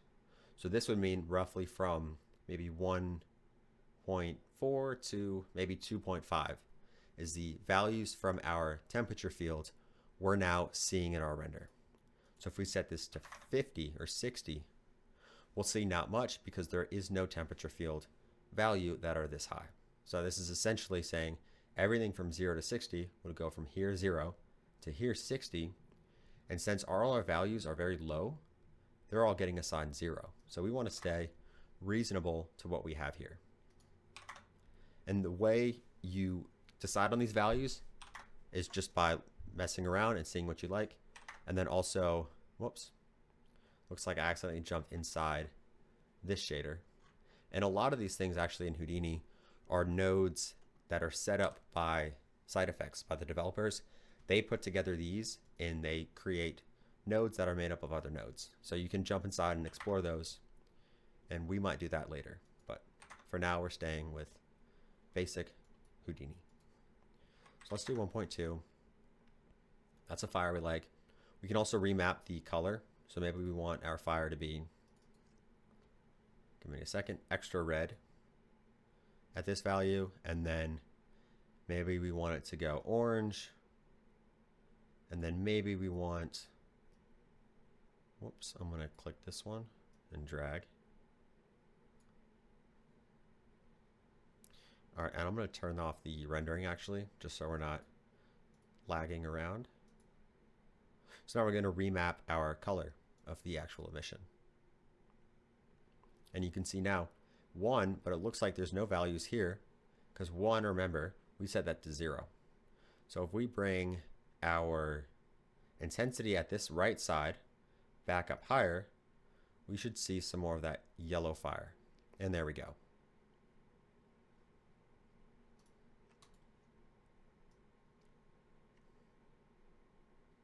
So the hotter parts of our fire are at the base, the source of the fire. And then as they get farther away from the source, they cool down, which is why this right side is the bottom side. So there we go. Now we've got a nice little fire. We could even do any colors. And this could be stylized magic effects. If you want to do maybe magical powers that are powering up, we could use fire and shade that with certain colors. So I'm going to remove these by dragging. You can also right click and delete, or just select and delete that. But we're going to go back to, again, dragging and dropping it low will delete it. We're going to go back to a standard fire, and then we might actually adjust the color when we do our compositing. So that's another reason why compositing is helpful. And I'm just messing up some fun values here. Doesn't matter too much just because we're learning here. So U to go up. I'm going to delete this fire base because we no longer need that. And I'm going to delete this node, delete the switch, merge back in here. And let's look at what we have. We should have our fire and our smoke, and we can go next to our phantom fire. So remember the exact setup for that one. we're going to alt drag to duplicate, XPU fire phantom to rename it. All we're going to do is increase this intensity. Let's make it 1500. So this is going to be brighter, and then the reason for that is for when we contribute it to the scene, we want this fire to be brighter than this fire, just because when rendering, we want that to be shown more on the ground. And we'll see those values later, and we can adjust those as needed. So our phantom fire is loaded in. It's brought up with our SOP import into stage.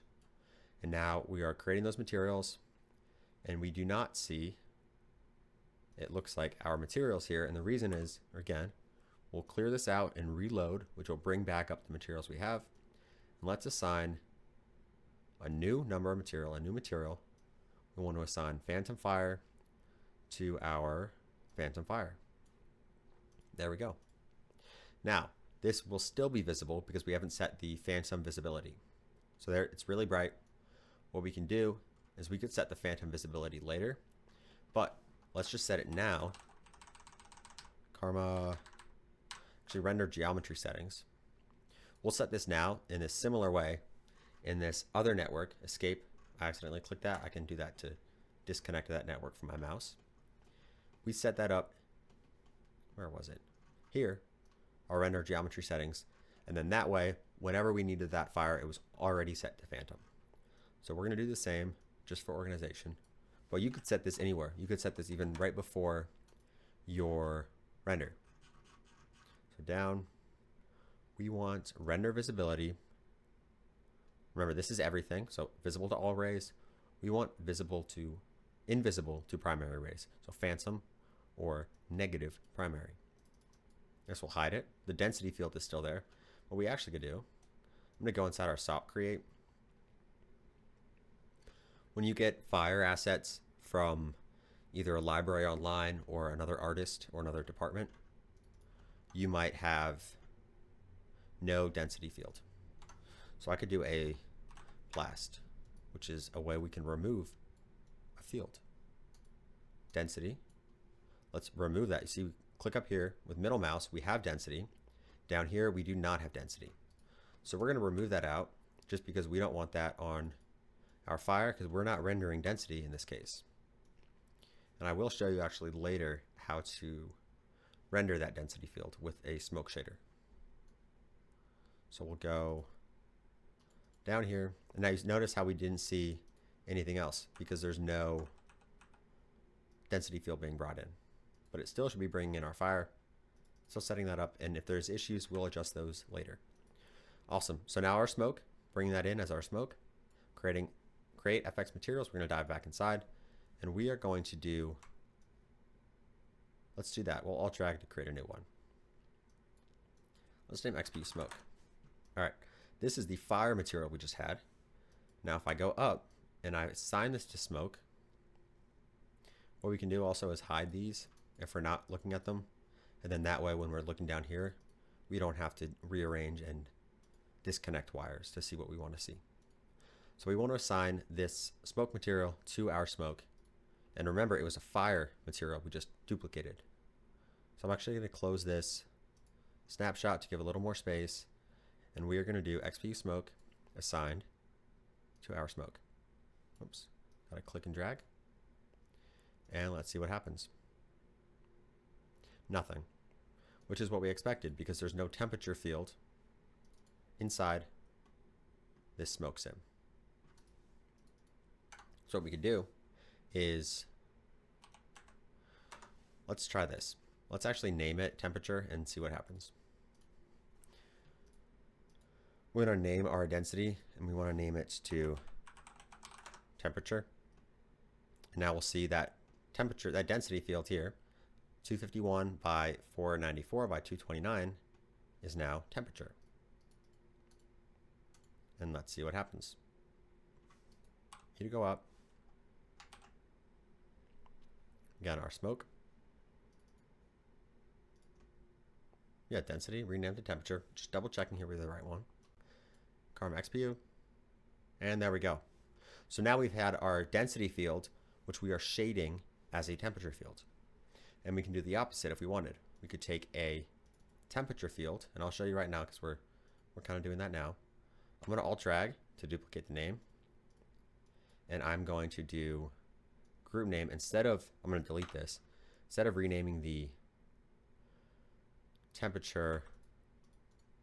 So this did come with a density field. Actually, what we'll do, since we removed density, below here we have no density. I'm going to take this temperature field. I'm going to name this temperature field. Notice that there's no density because we just deleted it. We just blasted it away. I'm going to take this temperature field, name it density. I'm going to make a new null, sample render. And I'll clean these up.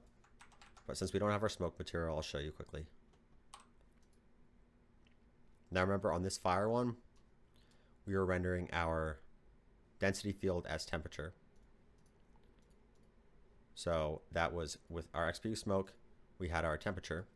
If we disable our fire and enable our smoke, we now have density. So it's going to read in our density field. This is XPU smoke, remember this. And now we have XPU smoke, we're assigning to our smoke. Now, when we see what happens, we haven't done anything with that new temperature field we just renamed. Give it a second. And it's empty. And the reason for this is, again, this out smoke, which we were reading,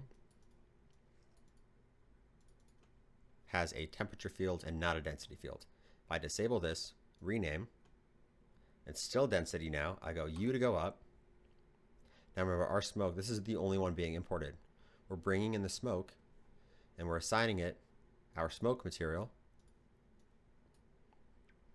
Give it a second, and there we go. Now we see the density.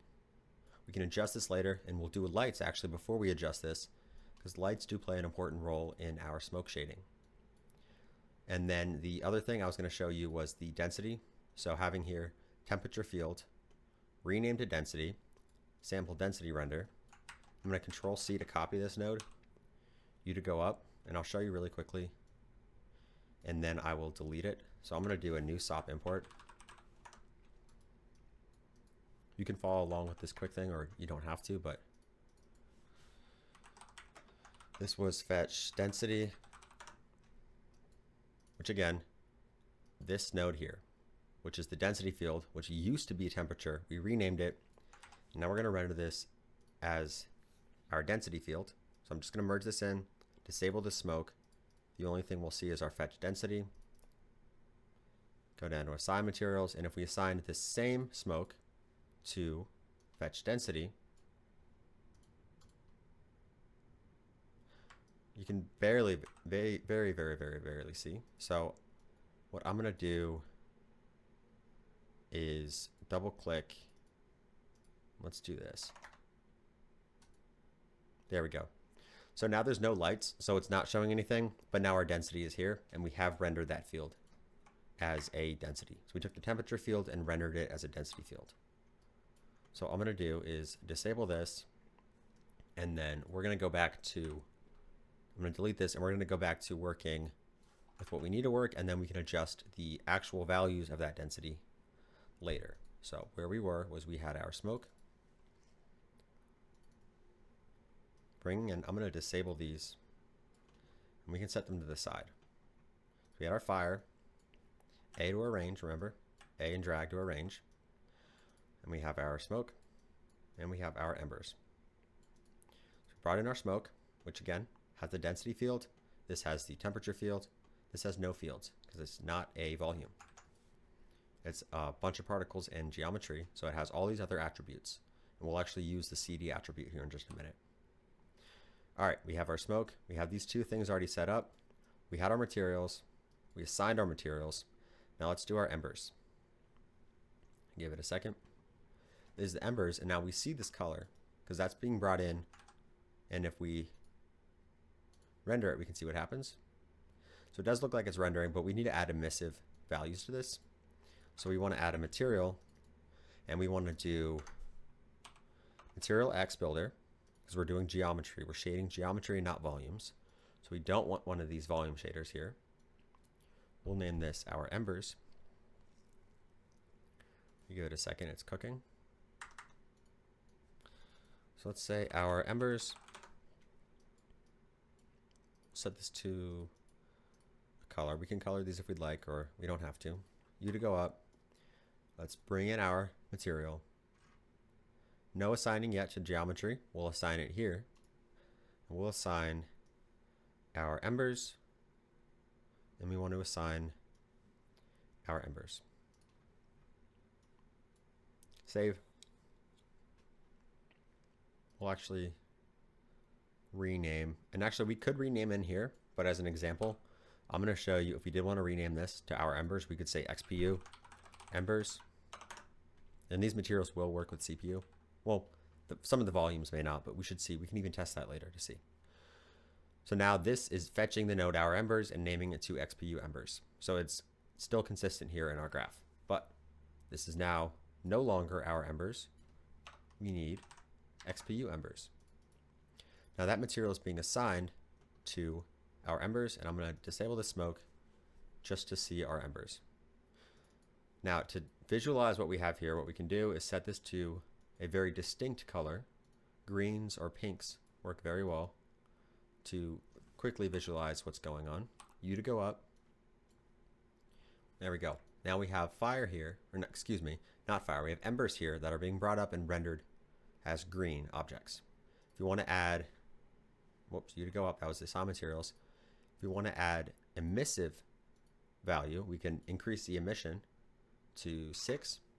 That'll add some emission, but now our color is overriding the emission. So this base, we could even change this and it wouldn't affect anything. And then we can set our color to a pink maybe. Great. And now we could change these stylized based on how we want. But remember, we had the attribute, U to go up, U to go up again. We had an attribute here on our embers. I'll show us here quickly. We had this CDR attribute. And what I'll actually do is create a new attribute.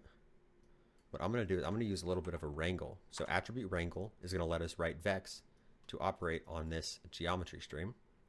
What I want to do is, since we're here on points, I'm going to just duplicate this color and I'm going to set a new attribute, and you'll see why in a second. Let's say our color.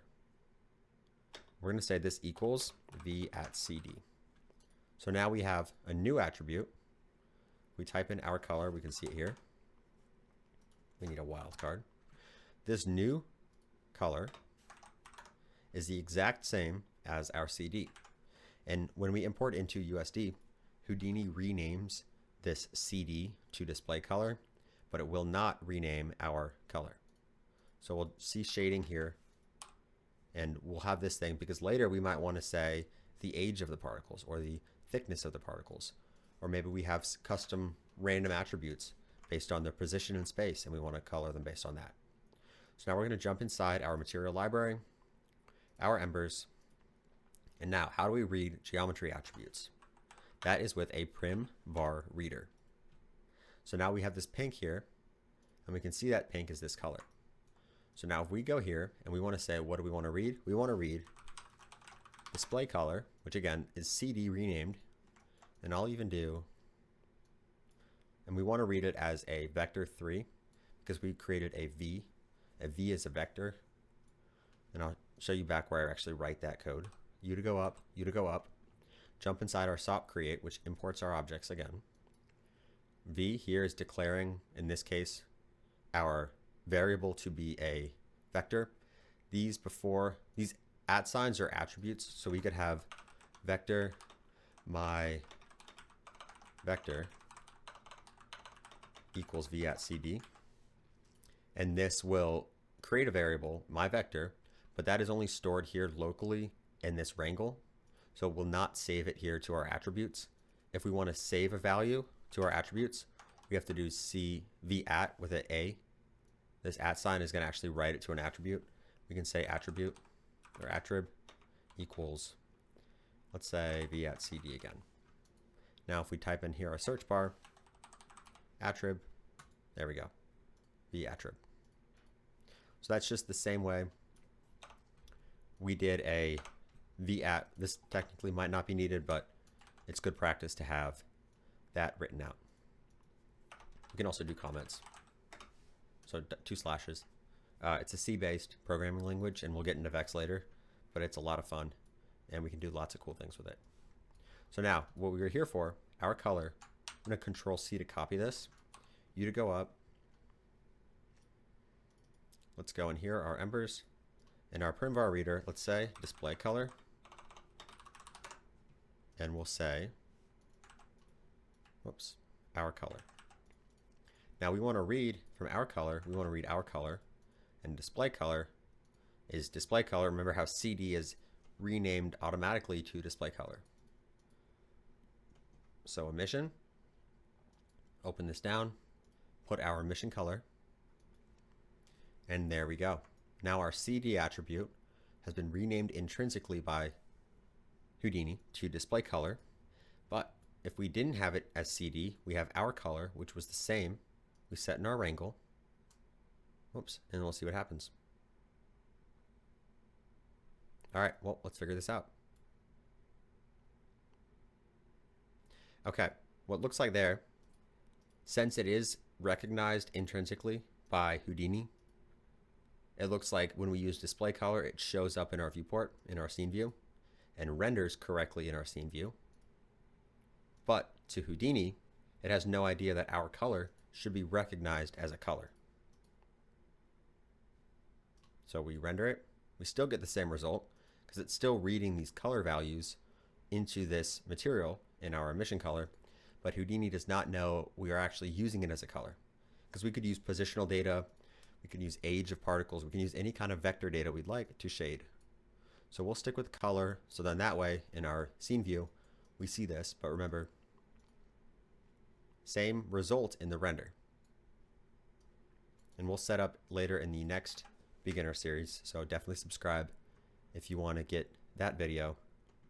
We'll learn how to do multiple attributes and we'll see lots of tricks we can do. So there we go. Now we have our ember material. Looks like it's emissive. We can even increase the emission. Let's put this to 12. You see really bright, it's going to burn out some of the saturation. And then we can also change this color in compositing, which we will do later in a CopNet. U to go up, and I'm going to disable that. And let's enable everything we have here. Give it a second, and then let's merge that in. And let's see what it's looking like.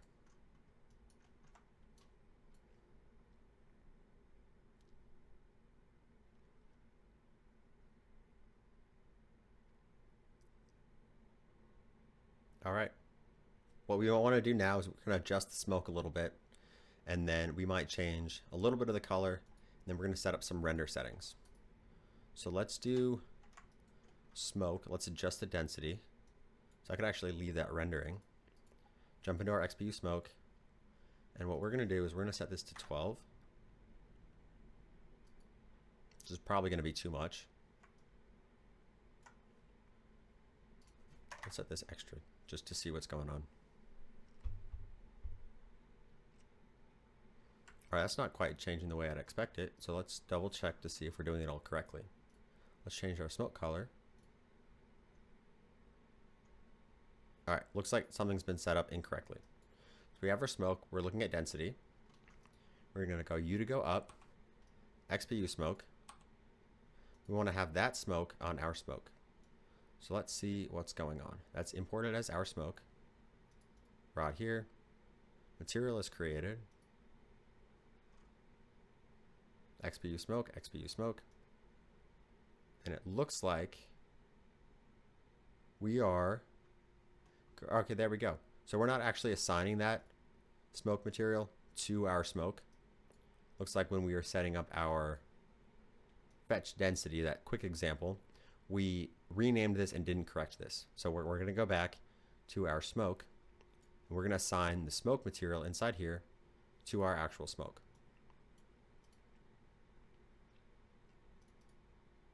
Now we jump back in here. Let's open this network up again. And remember, we set this smoke color to red and very, very dense. So we'll see what happens now. Okay, there we go. So you see, sometimes mistakes do happen and we just correct them as we go.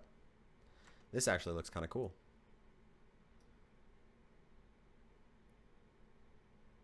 That looks very cool. So we can change what we'd like, but we're going to do, I'm tempted to divert a little bit out of the lesson and try to make something fun, but we're going to stay simple, and we're going to get to those exciting scenes later that actually just give me an idea from a certain movie. Maybe trying to recreate a battle scene from one of those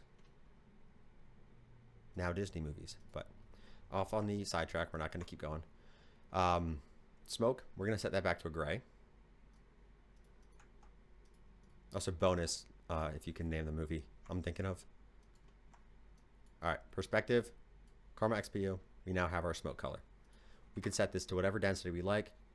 If you're matching a real life reference for a fire, you might want to have certain smoke density, but we're doing a learning video and a fun project.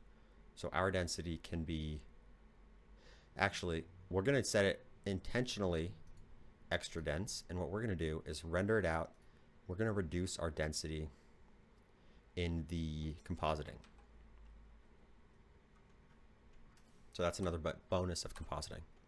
All right, you to go up. We now have all our settings. What we're going to do is set up next. We need a camera, and then we're going to need some render settings, and we're going to need to organize and set these up. So I'm going to pause and reset, and then we'll be right back to continue.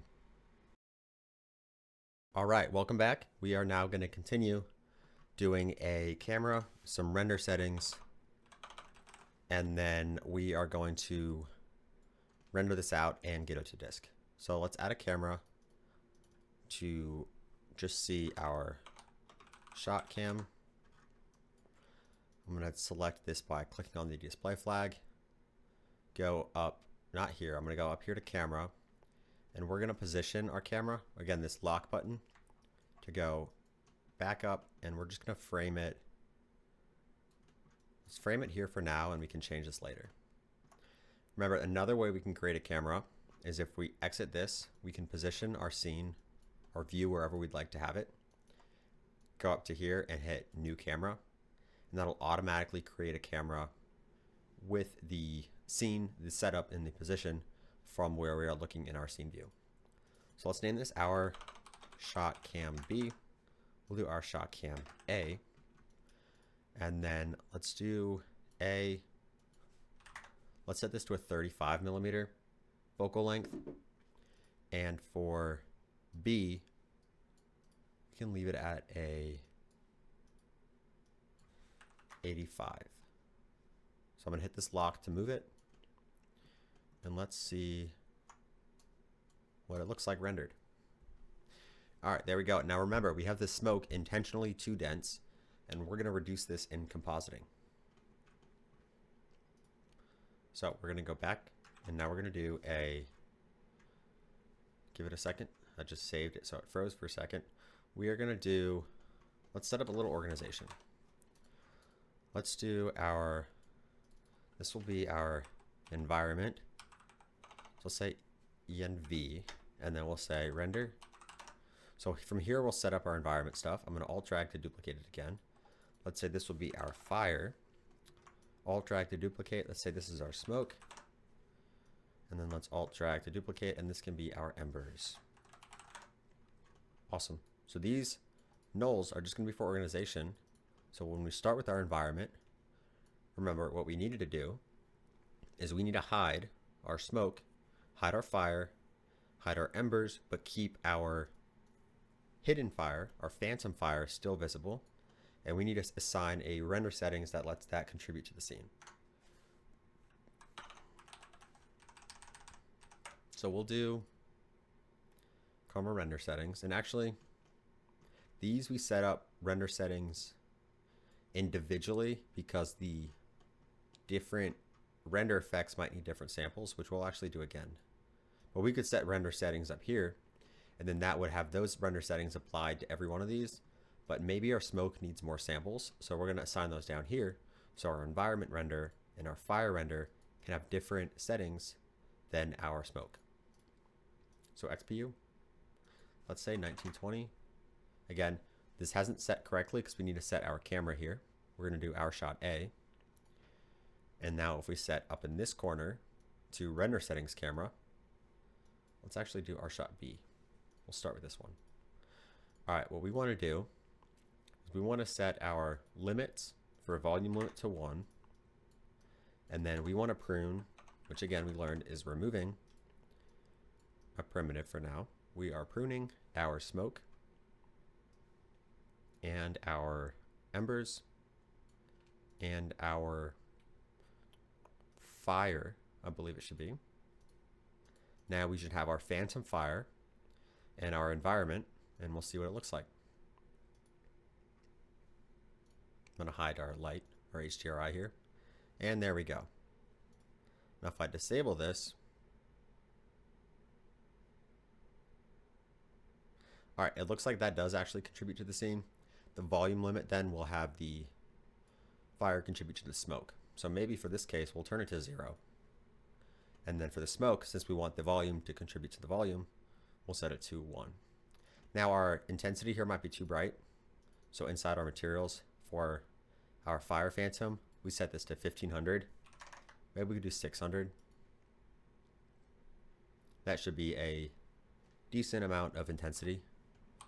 And then we can also split this out into an environment pass and then an emissive pass. But for now, we're going to stay with just this setup. We're not going to do that later. You can also split it up into every reflection, refraction, diffuse, and do a full rebuild of your beauty pass from scratch, which again, we're not going to do, but there might be some cases later where we might do that for fun. Awesome. So this looks like our environment render. I'm going to do a USD. Whoops. I accidentally hit U thinking I was typing.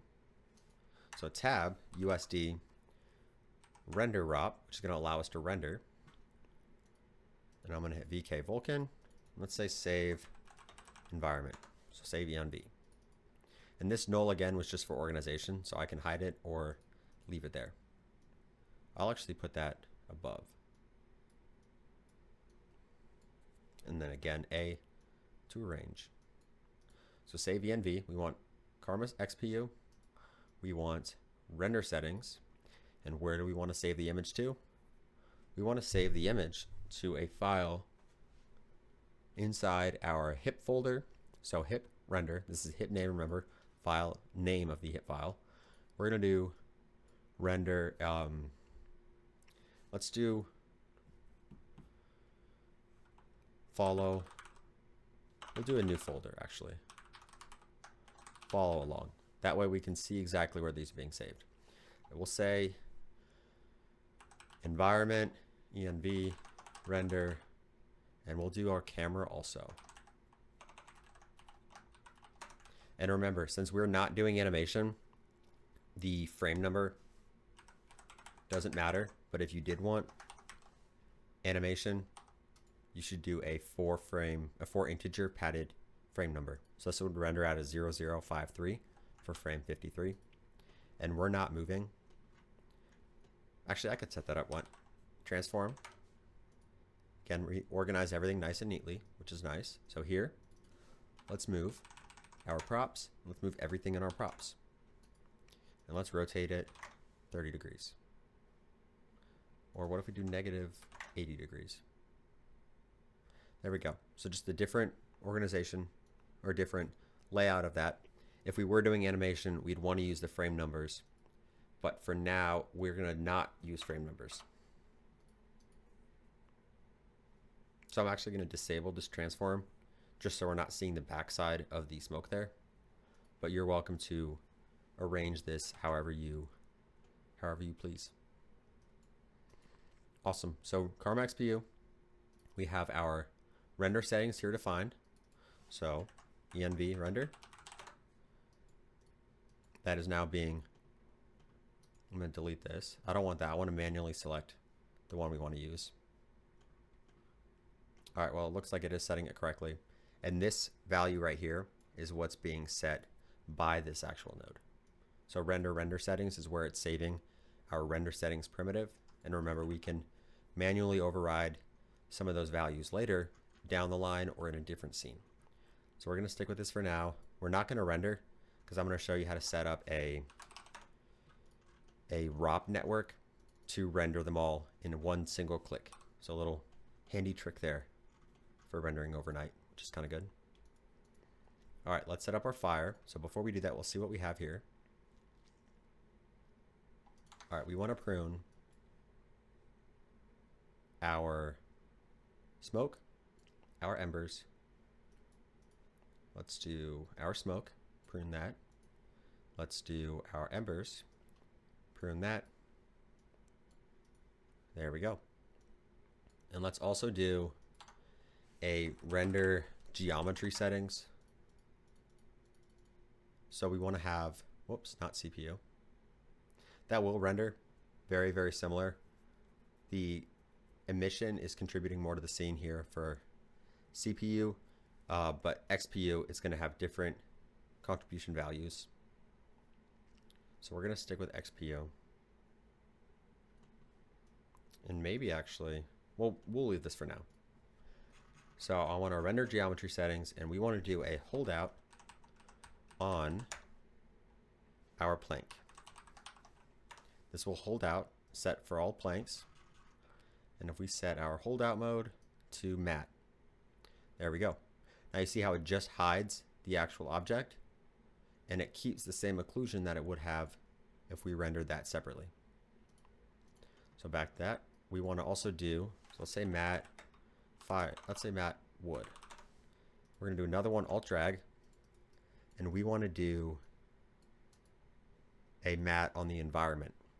And now the reason we want to do that is, in this case, we don't necessarily need to, but if we had part of the environment here occluding part of the fire, maybe if we had one of our light blockers here, if we had the fire here or different props in front, we would want these to be occluding the fire correctly in our render.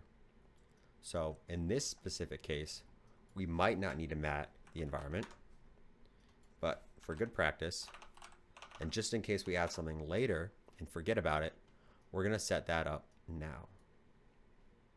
So we'll do render settings camera, which we don't have render settings yet. So let's alt drag to move these in here.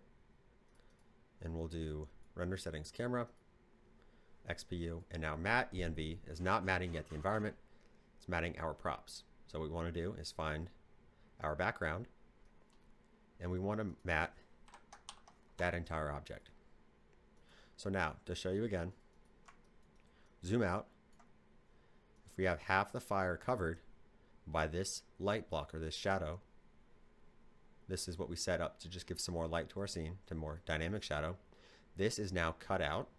It's matted by this object in front. So when we have bigger scenes and we have props in the front or vehicles or buildings, and we want to render out individual layers but maintain that same depth in our scene, this is why we do our mattes for our backgrounds and our environments. And the nice thing about our organization now is anything we drop under our background, we're able to matte quickly. So that's one reason why staying organized is really helpful. All right, I'm going to save fire. Now this renders.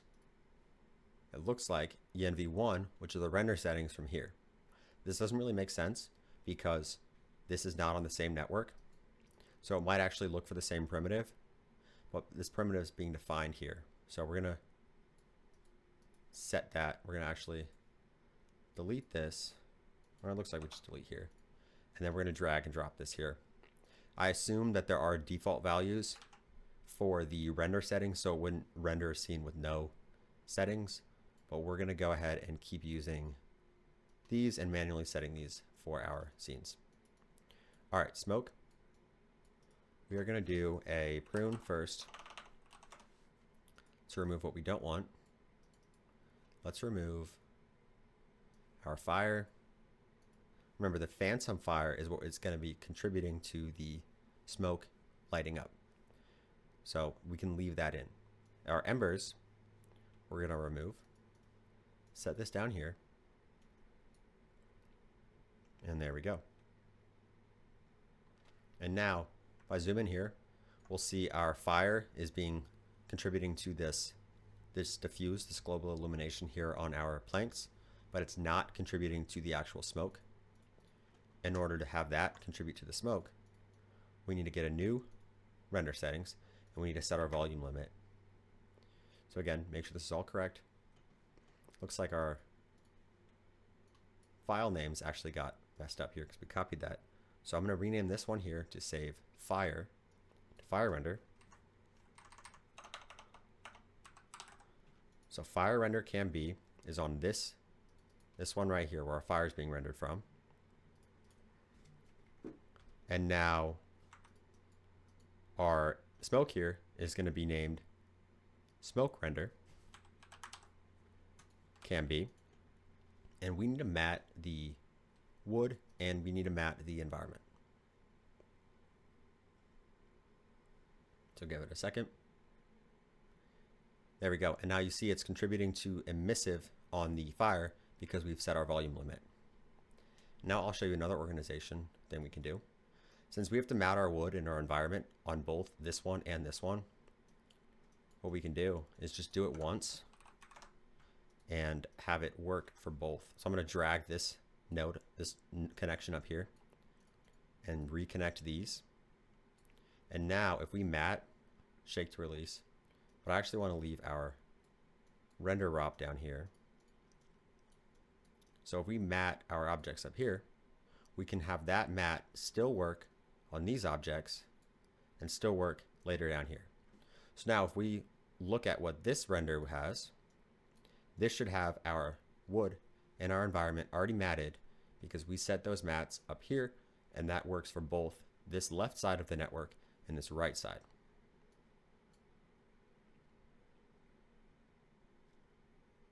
Give it a second. There we go. That's another reason why Houdini is so fun to work in. The organization here we have for our scene lets us do lots of cool things that help us later. So we're actually going to leave the volume limit at 2 because I do like that extra glow. So if we set it down to 1, it won't shine through the smoke as much.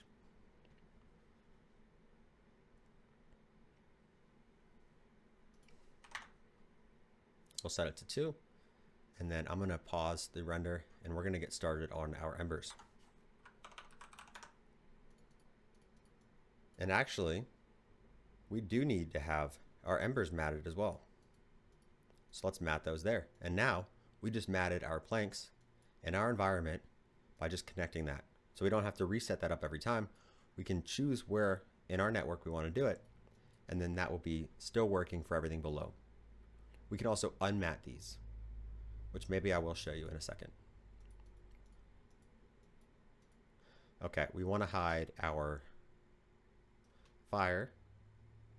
Well, actually, we could just see what we have here and then figure out what we need to prune. All right, we want our fire gone and our smoke gone, and it looks like that's it. So our fire and then our smoke, and we let it refresh. Oh, you see display flags up here, but we want to look at this node, so I'll set my display flag down on this prune 4, and then I'll force reset Karma XPU. And there we go. We now have our fire embers rendered and looking great with the correct mats. Awesome. So now I'm going to do a new render settings, shake to disconnect, and I'm going to name this our ember render can be. And now I'm going to alt drag to duplicate these. We'll name this save smoke. We'll name this save embers. And now let's organize just a little bit. Actually, I could just select all and alt drag, or excuse me, not alt drag, A and left mouse button. There we go. So now we have our environment, our fire, our smoke, and our embers. So to double check what we have, we can go, I accidentally bypassed this node, but I want to see our render settings camera. So let's do a snapshot. We can delete these. That was the old fires we did when we were setting up our material. So let's add a snapshot here. And actually what we might want to have I'm going to pause this render again so we don't accidentally lag out too much. We might want to have a denoiser on part of our environment render, but we don't want to denoise the other parts of the render. We will actually denoise our smoke in compositing. So I'm going to take a snapshot here, give it a second to think, pause the render, go to the next one, and then we're going to get a collection of our snapshots here, and then we're going to render these to disk and set up a quick slap comp is what it's called, which is just a term for a rough and quick and dirty compositing job.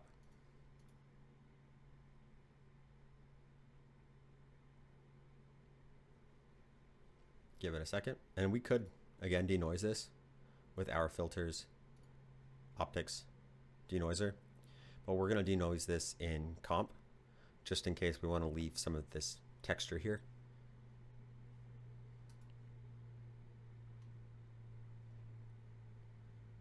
And if you do render with too few samples, we'll actually increase these maybe to 512 for now. You might have noise and that might flicker in your render, and you can denoise, and then if you do have a denoiser turned on, that might also flicker in the render. So it is sometimes just a balance of what you are okay with quality wise. And now here we can have it maybe fewer samples. We don't need our volume limit, so let's turn that off.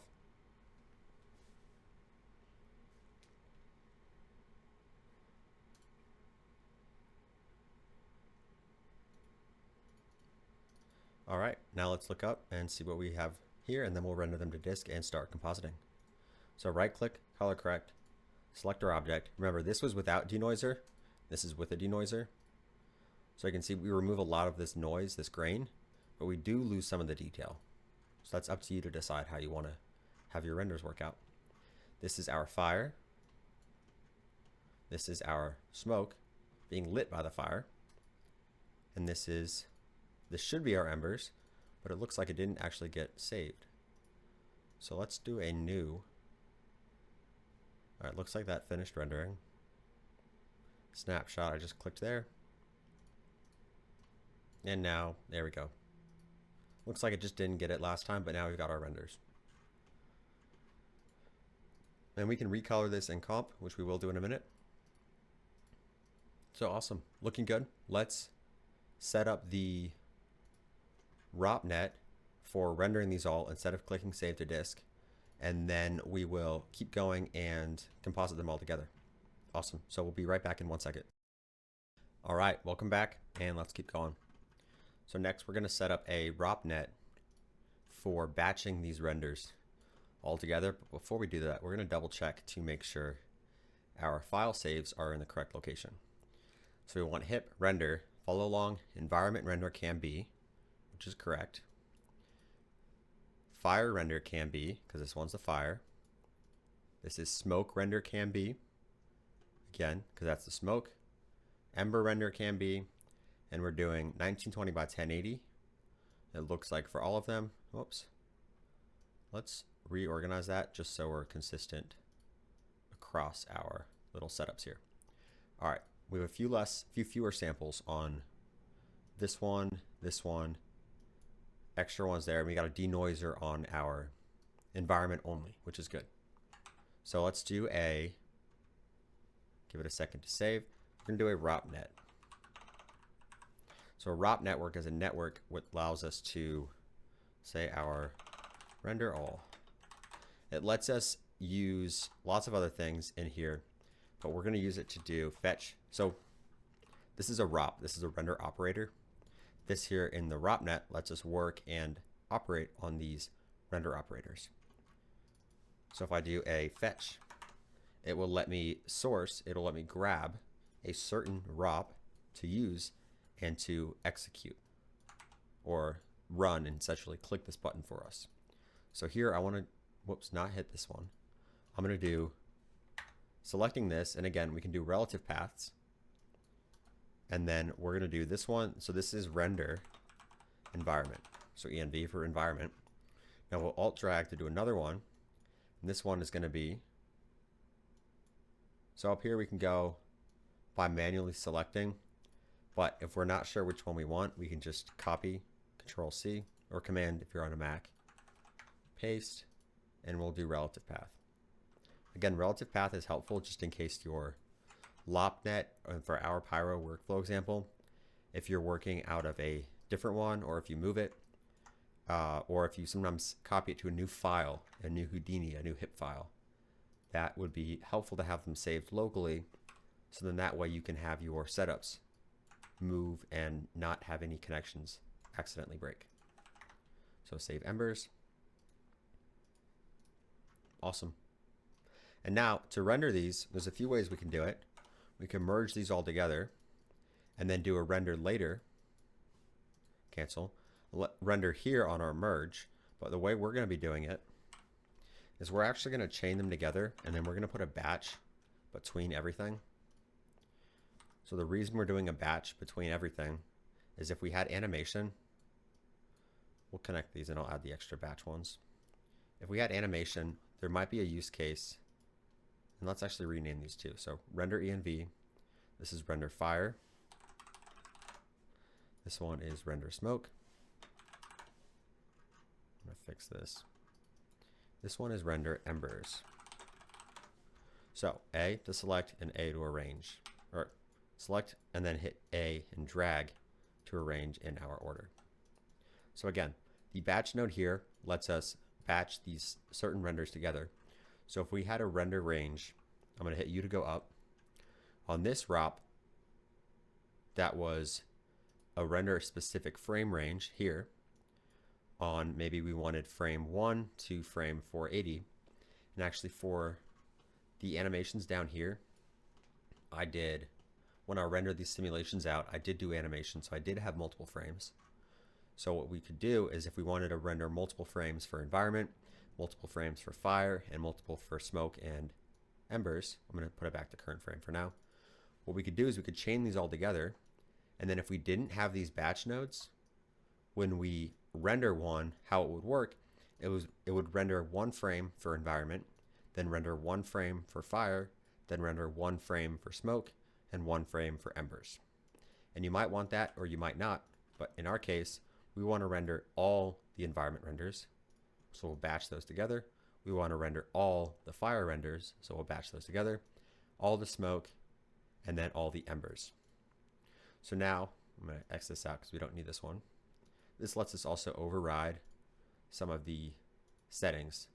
So since we're doing our settings in our frame range on this ROP here, we don't need to override that here. We just want to use node range settings, which will use the settings on this node that we're referencing. Awesome. It looks great. First, what we're going to do before we actually click render is we're going to see where this folder is. So if I go here to add a background image, I can go back here, and HIP is the current folder on disk. If I go to render, there's only an FX folder, so no follow along and none of these other renders. This is also going to be visible in your file browser. So if we go in here, I'm going to save it, and I'm going to do fingers crossed and render this on camera while recording. I'm actually going to decrease these to a fewer samples. So let's just make sure the smoke, which I just changed for our render settings, our samples, I decreased that just so it would take a little bit less time. I'm going to give it 1 second actually, and then wait for this to complete and see how long it takes. And then we're going to render, and what I'll do is I'll speed that up. So maybe I'll speed that up and then put a note somewhere on screen for how long it ended up taking on my hardware, and then it might take a little bit less or more on your computer depending on what kind of graphics cards you have. So give it a second. And maybe what we can do also is do another camera after this, because this is one camera here and a second camera here. But we can see, and maybe we'll change some colors to get some fun compositing. All right, it's almost done. Bear with me. There we go. 49 seconds. That's all I needed to see. Awesome. We're going to dive back in here. This again is going to render all of these. It's going to render a single frame because that's how we have set up here, render current frame. So I'll dive in here, double click the end, and we'll click render. You can see it popping up in the bottom. And a little window should pop up, but I am recording, so it may not. Okay. This part of the video is probably going to be sped up later.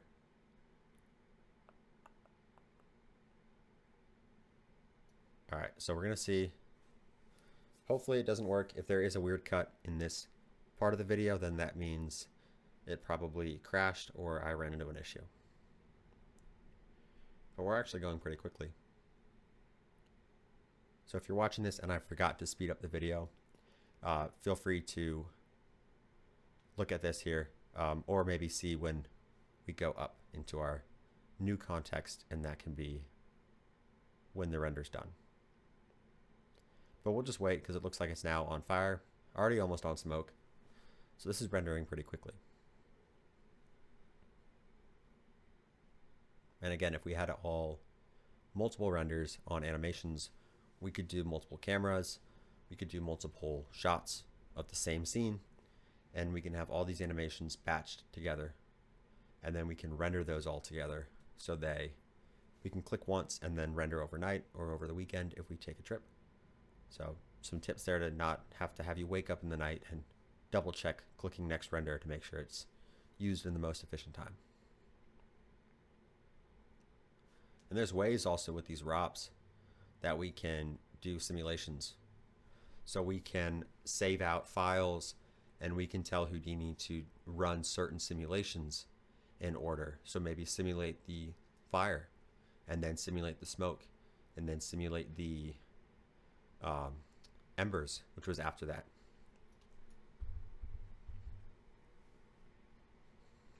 And there's another context in Houdini called TOPs, or task operators, which lets us organize and efficiently run those networks, those simulation networks, and by networks I mean node graph, on multiple computers or running them in parallel. Okay, there we go. You go up, and now let's just quickly see with here, follow along, and boom. We now have our 4 brand new renders, and let's start compositing. So if we didn't cut, welcome back. Our render is just completed. All these are done. You to go up, and now we're going to do a COP network. Now there's 2 types of COP networks. There's the old network, old COP network, and new. And one of the recent versions of Houdini, they introduced Copernicus, which was a significant overhaul of Houdini's compositing network context. And we're going to use that in this case for setting up our actual renders and putting them back together as a slap comp. But you can also do procedural texturing. Let's do render and comp. So you can do procedural texturing in Copernicus, which we may cover later, but that is another fun thing to do. Let's color these the same. So we had a pink and we had a green. Awesome. All right, now we're inside COPs. So what we're going to do is we're going to go to composite view. And if you don't have this, you can go new pane type to viewers and composite view. And there we go. So again, this is our COP network. Right in here, we're in Solaris in the stage context. We're going to dive inside here into the COP context, Copernicus context, and we're going to add a slap comp block. And now, the way this is importing now, it's just importing from our last. I'm going to hit you to go up, and then back to our scene view up here. It's importing from our last render that we did here live. There's ways we can render out multiple render passes and then comp those together, composite or comp. Then we can do those without saving them to disk. But in our case, we are not going to be doing that. We already saved these to disk.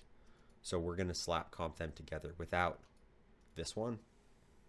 And we're going to be reading our own nodes, our own images in as file nodes.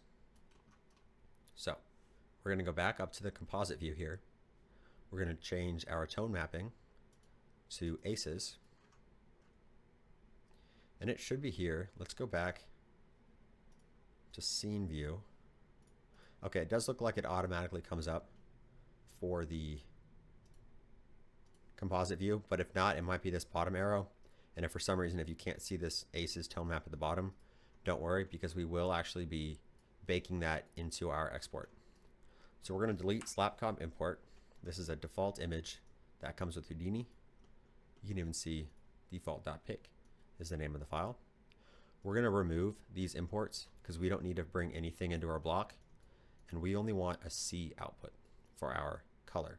Not really color, it's a beauty render, but in Houdini, C is the name of that AOV. So here what we want to do is we want to get in our hip. We want to load in the files that we just rendered. Follow along. Let's start with environment. Give it a second, and there we go. Now we've loaded in this environment render. And now what we can do is we can put it here, and that is our block. We can name this out comp. And now what we'll do is actually, let's do a quick test. Let's do a color, not a color, an HSV, a hue, saturation, and value adjust. I'm going to change the saturation and the value of this, and then I'm going to show you how it's written to disk.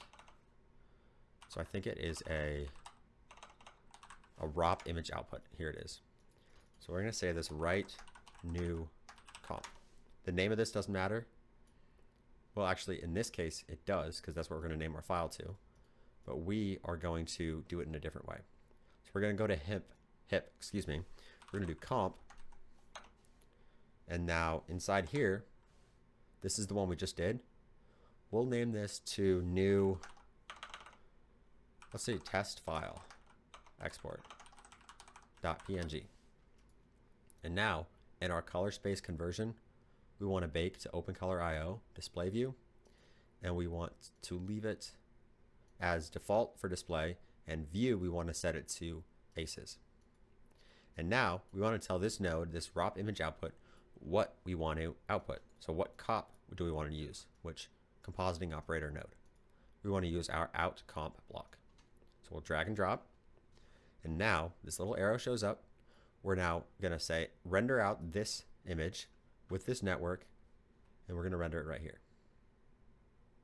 Save to disk. And now to load it in, give it a second. We can do add a background image. I'm going to do comp test file export, and there we go. Now we just rendered out this image, and we adjusted it with a hue. See, we changed this hue, and we wrote it to disk. Now let's see what happens if we render it again.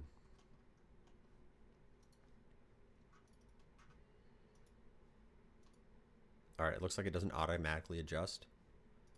Let's delete it. Actually, let's load it in. I was thinking it might automatically adjust there, but it doesn't. So double click. There we go. So when we refresh it, probably when you open your scene file again, it would bring back in the new image you just wrote. But for now, we're going to hide these. We're actually going to delete them. Remember, tools, edit background image to show that. And we are going to continue with our compositing. So we now have our environment. And this network is just saying, this little box is saying everything inside here is going to be in our slap comp. So we can not worry about this little ghost that shows around. So next what we want to do is we want to bring in our other render. We want to bring in, let's do our fire.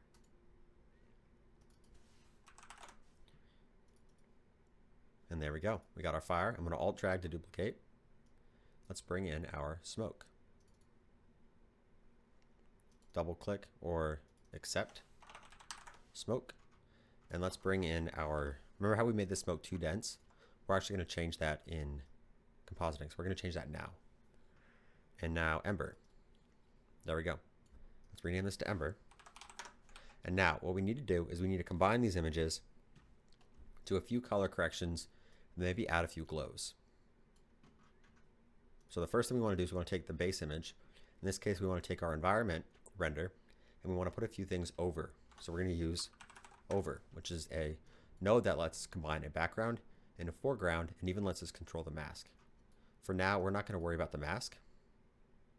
So you see our display flag is set here. If we set it here, we'll see that. So we set that to over. We can do fire first, and then let's add a over again. And then let's bring in our smoke on top. There we go. Now let's do over again. And let's do, actually let's do, yeah, we can do it over, but we can set our screen, or excuse me, our blend mode to add. And then for ember, we don't want it in mask. I'm gonna hit Y to cut this. And it looks like I cut that accidentally too, so I just hit Control Z. And we're gonna take a look at this. Now we have our embers added on top, and our smoke and our fire. Technically, we could say this is a fine slap comp, but let's explore some other things that we did in the other and make it look less like a basic render, and we'll try to give it a little more color. So in here we'll see, if I go into here, this, we imported those renders again, but we did a few blends. We merged these on top. You see we did embers first, it looks like, then fire. And then we did a denoising on our smoke, which we'll do again.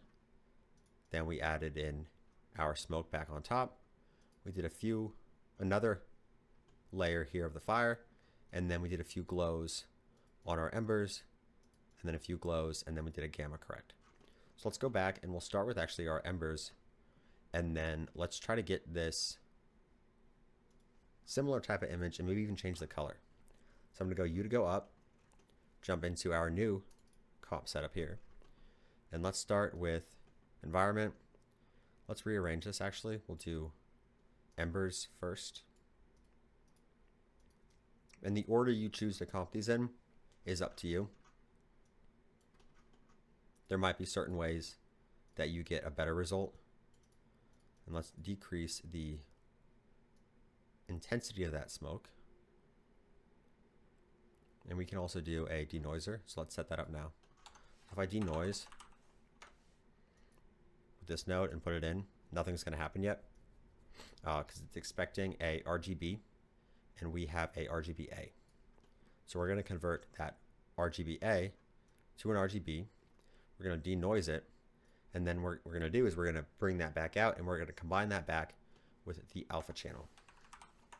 So we're going to do a channel split, which takes in our color, not our color, our beauty render, which has a red, a green, a blue, and an alpha. And I can do this. If I hit a null, select a null again. Now this is a different type of null because we're in a different context. I can preview what each of these channels looks like. So now what we want to do is we want to do a RGB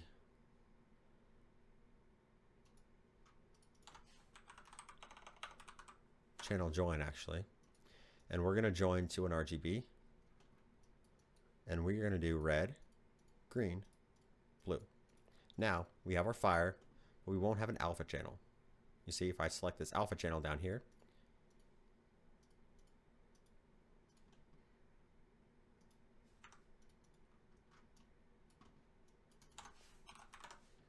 we won't worry about that, but all right, looks like we do see the alpha channel there, but for some reason it's not showing up. Okay, there we go.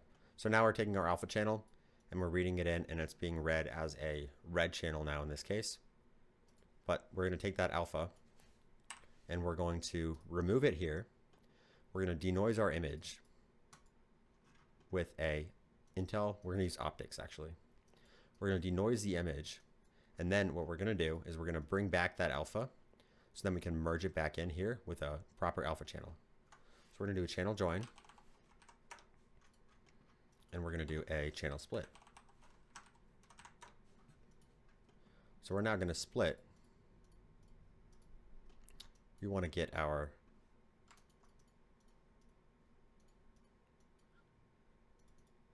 denoised, and we want to split it back into RGB.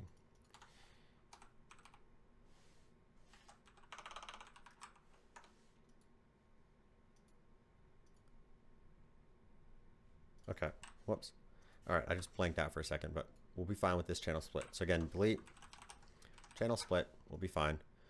We'll denoise this, and then that's gonna be imported into here. And now what we're gonna do is we're gonna recombine the red, the green, and the blue.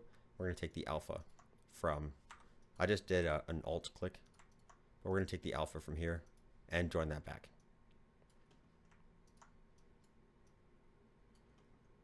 And then if we go here to foreground and select over, there we go. Now we took here, this was denoised. We split out these channels, we joined them back, then we denoised that RGB channel, and then we split those back again to recombine them and add in this alpha channel. And then we took that and merged that on top of our wood. We can decrease this if we want to change that. We'll leave this a little bit. Maybe let's do 0.6.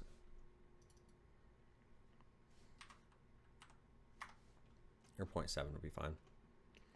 All right, well, let's keep going, and we're going to see what else we need to do. So we need to get the fire in, then we need a few glows, and then maybe a little bit of color.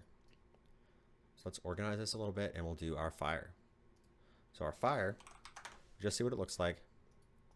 Whoops, don't want to do that. Make sure we still have one image selected. If we see our fire, what we want to do is we want to merge this on top, and then we also want to add a little glow. So I will delete this null and add a over. We're going to merge this here. We're going to take our background, and we're going to put our fire above our smoke. Now if we bring this out into our comp, we can even do a gamma correct to add a little more. Let's do 0.8, a little more pop there. And then what we can also do, maybe we want some glow with this fire. So let's do a glow. And if we want to take in our source here, we'll connect that. This one, remember, again, is our fire. So we can alt click. And it looks like it just created that, but if I add a null here, I can drop it on this one, and now I can take our fire. So there, now we got our fire and we got a little glow. What we could do is we could either have just the glow or we could have just the fire. We want a little bit of a glow, so we're going to adjust the threshold. And then let's saturate it. Let's actually desaturate it a little bit. Now it looks like this is not doing that. So another thing we can do is a HSV adjust. And we can, again, uncheck this RGB as pre-multiplied. We can decrease our saturation just a tiny bit. And now we have this here. We want to add our little glow back on top. We can do an over. Foreground. Now this just layers it on top, but we could also do, so we could add, and now we got a little bit extra glow. Now if we want to add some glow on the sparks, we can bring those in. And again, you can organize and set this up and experiment with different ways of putting your network together. So I'm going to click here. I'm going to drag this out just to get another line up here and do another glow. This is not a very organized comp, but for today's purposes, this will be fine. So output glow only. I want all of them to glow, so I'm going to decrease the threshold a little bit. Maybe let's make it a little bit smaller.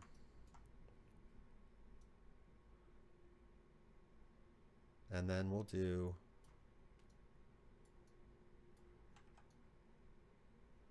so when we merge this in, we can change the brightness here, or as we merge it here on top, we could change the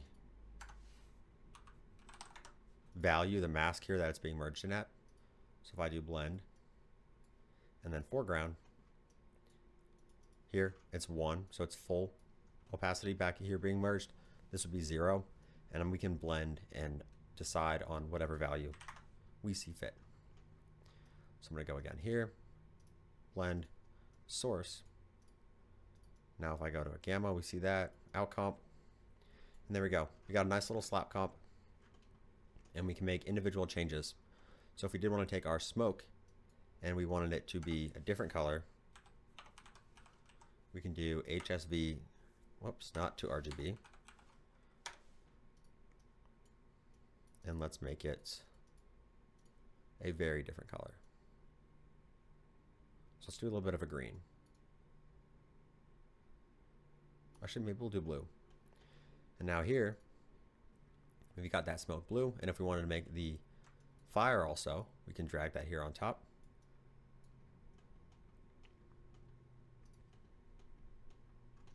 And now we've got a slight change to the fire, which again, it looks like we actually have to do for the fire, the treat RGB, and I'm just setting both of these actually.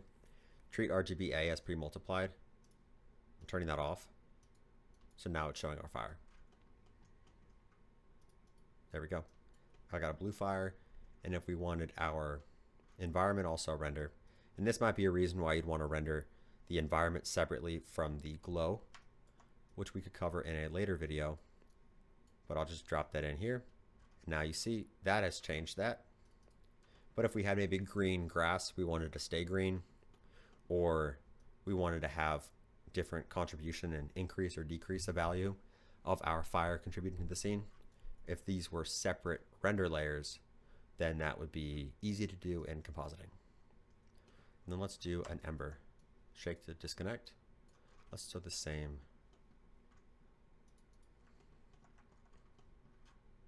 And there we go. It looks like our embers were used once up here and a second time down here. So I can take this one and connect it down here. And here we go. Now we've got our nice blue fire, and we can render this out using our raw image output. I'll do this and I'll show you one other trick actually. So we're going to change this to fire. And we are going to render to disk. Now we're going to bring in our fire from our, remember we're saving it, hip comp blue fire. So comp blue fire. Give it a second, and we're going to do tools, edit background images, drag to move, tools, edit background images to hide that. And now what we can do is if we wanted to change the value of this hue and the value of this hue and the value of this hue and the value of this hue, if we wanted to adjust those by hand, we can either go one by one, or in Houdini, which you can do this actually anywhere in Houdini, you can right click on a value, copy parameter, which will copy this value, and then we can select this node up here, and on this hue shift, which was the same value we just copied here, so again, right click to copy parameter. Here we can do right click, paste relative references, which will say, okay, find the channel of the node that is HSV4, which is HSV4. So fetch from here, and we see fetch from here. We're grabbing that node, and we're grabbing a parameter titled, we hover over C, parameter hue shift. So there we go. And when we were creating our parameter interface, which I won't open up now, remember how we named parameters? That's the same name that would have been referenced here. So same idea. And now if we want to change that here, we'll paste, right click, paste relative references, which looks like it accidentally got changed. Okay, there we go. So we copied it, then we changed the name, and now it's looking for a node named HSV4, which it can't find because it doesn't exist. So what we could do is click here on this node, right click, copy parameter, and we paste relative references again. And there we go. And we'll do the same thing on this one.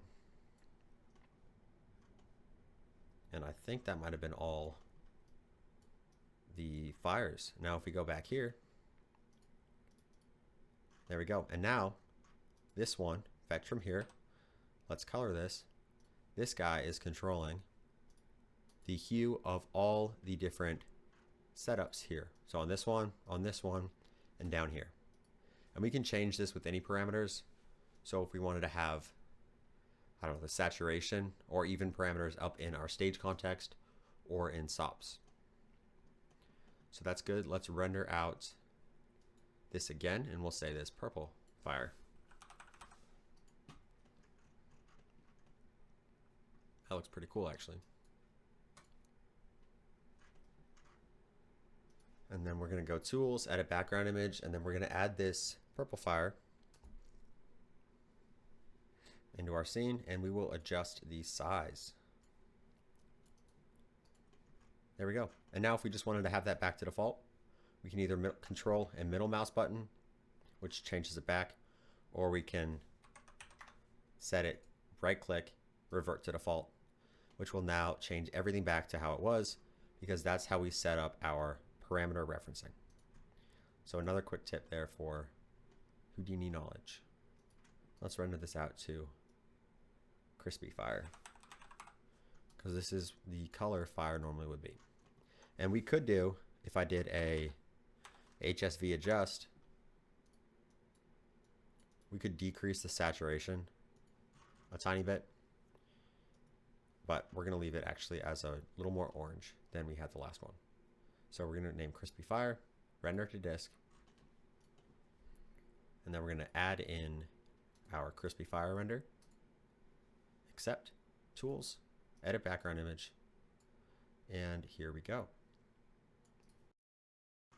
All right, welcome back. Sorry for that quick cut, but we just imported in our new renders. We did tool, edit background images to arrange these, and I'm going to hide those now, but we just completed a slap comp for some orange fire, some purple fire, and then some nice blue fire.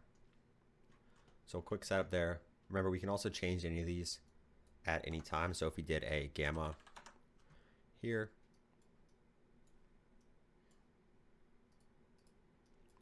to drop this down, or maybe even if we did, let's see what else we can do. Let's do a bright, why not?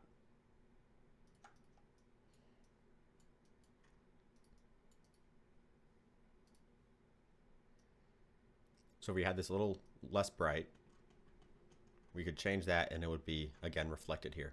And maybe if this is not quite as bright, we might have more of a glow. So let's add a little bit more of a glow. And to glow, let's actually get from our fire, which will go from here. Let's do a glow. And we'll actually do a little mini 3-part, or even we'll do 2 hearts for this one. So we're going to take 2 glows, and I'm going to move them. I'll leave them here for now, actually. Well, all right, let's drag them out here, and then we're not quite organized yet, but we'll get organized later. A glow again, and I'm going to alt click to create a little pin, and then source to here. So we're going to do a small glow, and then we're going to do a big glow. Glow threshold, like the size.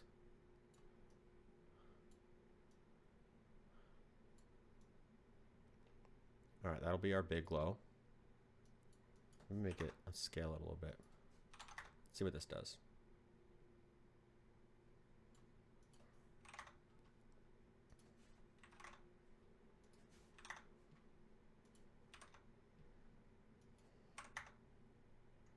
All right, that'll be fine for now. We'll do another smaller one. And if we did a over, we can combine these two together. And then we can put this one on top of our fire here, which we might actually need another glow or adjust this one up. So I'm going to do another over, and we are going to take these, we're going to make some more space. Now we want to put that on top. So background is what we want behind, foreground is what we want in front, and we're going to set it to add. And there we go. We got a nice little glow. That might be too much actually, so we could decrease the mask. And there we go. So it's a quick way to add a nice little glow effect. If it is darker, maybe it'd glow more. Maybe these embers could glow more. But we'll call it a day at that. and continue on to the next part. Actually, let's render this out and then we'll keep moving. Crispy fire, let's say darker. Render to disk, and now load this background image in. Accept, and then tools, edit background images. We're gonna make this a little bit bigger, and there we go. Now what I'm gonna do is I'm gonna go U to go up, switch back to our scene view, and I'm actually gonna take this bottom right one, and I'm gonna go back inside our network into our COP network so we can look at our renders we just created. Whoops. That is the wrong COP network. I'm just looking at the one we just created because I want to see the renders we had created here. So I'm going to hide these, get some space, and then we're going to recap a little bit about what we covered and then go on to the next part, which is going to be a quick overview actually of the simulation setup for Axiom. So how that was set up and organized. So we'll be right back and then I will review that quickly. All right, welcome back. Let's recap kind of what we covered so far, and then we'll get into the Axiom setup, and I'll break down kind of what went into the actual simulation itself. So to recap again, we had our null, set up our primitives, added our background, moved in, brought in our planks, our fire that we're then going to light on fire. We created some materials for that. We merged in some lighting again. And this was all stuff we had covered before, so this should be pretty familiar. And hopefully, you should be able to create your own ideas and rearrange this scene in a way that is slightly different if you wanted to create your own shot. So as we get more foundational knowledge down, you'll be able to have pretty much all the knowledge you need to recreate full scenes from scratch, which is some of the stuff we'll be doing later. So we got that material in. Remember, we learned how to get into SOPs, how to import our fires, and let's recolor these actually to match. We got our network over here. Let's take a quick look. We merged in all the effects and we set up the render settings, the smoke settings. Let's change this back actually. I'm going to decrease the density, and by doing that I'm going to actually make some more space, and we're going to set the density to 2.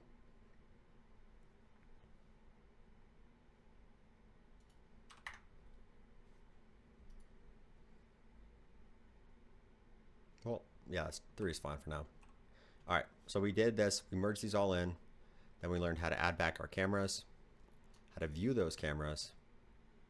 We'll refresh this render view.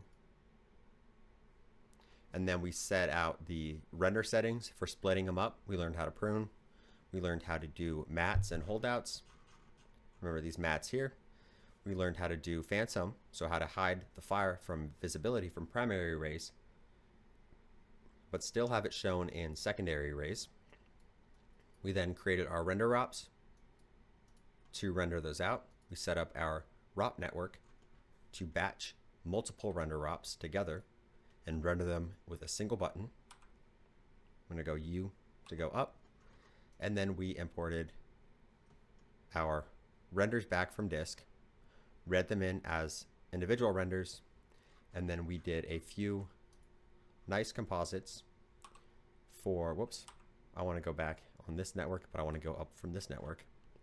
So we did a few nice composites, and I can hit Control B to full screen one of these windows. So we put these together, these composites, did a few color changes, made some nice renders, and then learned about how these renders are split up and put back together for more control without having to re-render anything. So awesome. That was a pretty foundational lesson on setting up the scene, setting up the layers, breaking it out into all our render layers. As we get into more complex shots, this is a probably intermediate shot, so some of these ideas are a little more complex than the last lesson, but as we build, we will be building on these same ideas, same render setups, splitting out in multiple render passes, and we'll do even different layers of effects. So it's going to be a lot of fun. So if you are going to dodge out of the lesson now, then thank you for following along. Next up is going to be a walkthrough of this, which you are welcome to follow along with, but I won't be going over too much detail. I'm just going to show an overview of each node and how it works, and I might actually do a simulation here off camera so we can actually walk through those simulations. But thank you for watching. We're going to learn a little bit more, but if you're dodging out, again, thank you, and I hope you learned something new. And I will see you in just 1 second, and we'll dive into Axiom. All right, welcome back. We're about to dive now into our Axiom setup and see how this simulation was created. I actually did off camera just now simulate this setup, and it took roughly probably about 12 or 13 minutes to go through all of these simulations. And then I've disabled them so they don't accidentally cook while we are walking through this network.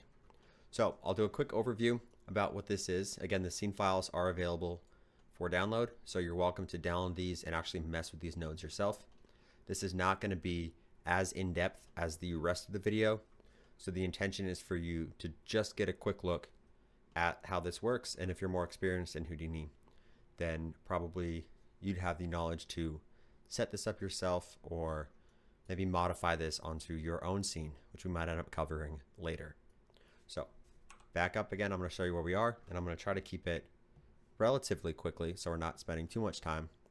But again, we've got our fetch wood planks here, which if we look, it's got our scene rendered with our wooden planks. And what we're going to do is we're going to take these planks in the same way we did previously. I'm going to go back to Vulkan VK.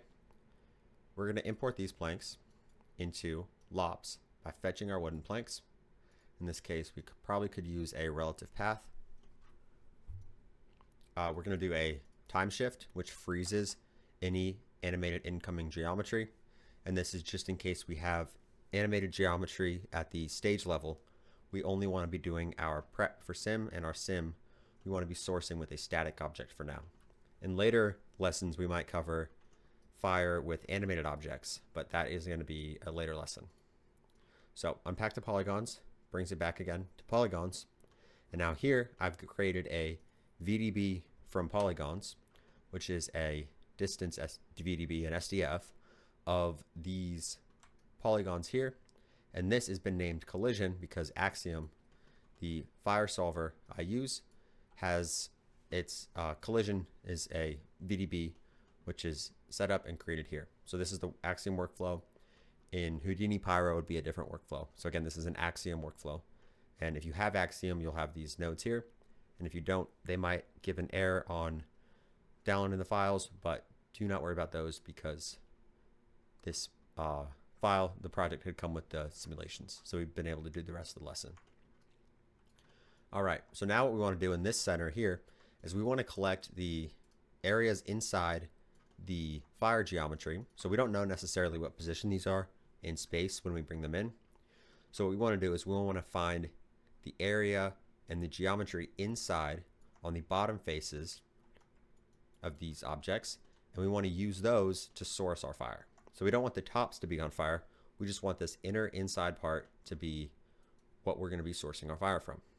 So there's many different ways to do that in Houdini, but the way I set it up is I computed normals on the points. Again, that's the normals here, and I'll start maybe slowly and then go quicker, but if you already know this, you're welcome to download the file and jump through. I scatter points. I scatter a lot of points actually, and if you zoom really closely, you can see all these points are being scattered. If I decrease to 1,000, it just scatters, or excuse me, 100 points. It'll scatter these on the surface, but I had 100,000. In Houdini, you can go very high with points, and we can middle mouse button. Looks like I can't go higher because I have my max point limit. But if we did 1,000,000, I can see 1,000,000 points there, and don't go too high, you might crash your computer. So a fair warning there. What I now do is I store rest position, which is saving the world space position of our particles, our points here. I'm going to clear out this geometry spreadsheet so we can see what's going on. So it now has our position, which is P, and our rest, which is rest. And now I've copied the position into our rest attribute. We're going to do that because we're going to need to remember where these points are, because later we're going to distort them. And then I take a randomized position to distort those and give some variation. Here I take a centroid, so I get these polygons inside, and then I find a centroid, so where they are, the center of them. That gives me one single point, which I then snap to the base with a y-coordinate of 0 using a single line of vex. So I set v at p, so position.y equals 0. If I set this to whatever, it'll change its position in space. And vex is really cool because we can use code to do these things. Then, for every point on this incoming geometry, on this left stream, I'm doing another vex wrangle, and I'm doing a few things. First, what I'm doing is I take every point here, you can see, and I compute a direction from where our point is in current. So the rest position was before here. So what I do here is I save the current rest position, and I compute a direction from where that is and where the position of this point is. And I'm doing that because I want to figure out which direction and which normals are facing the inside of our object. So I compute those, and then I measure the distance, so I see how far away each of these points are from its position here on this right, which is why I had this rest. So I could displace these and then remember where they were in this wrangle here. Then what I do is I remove those points if they're too far away. So if they're farther than a certain value, so in this case, if they're farther than 0.1 units away, delete them. If they're farther than 1 unit, delete them. But I had it set here, so I kept points that were relatively close. And then what I did here, this was another function to do, it looks like actually I must have deleted that.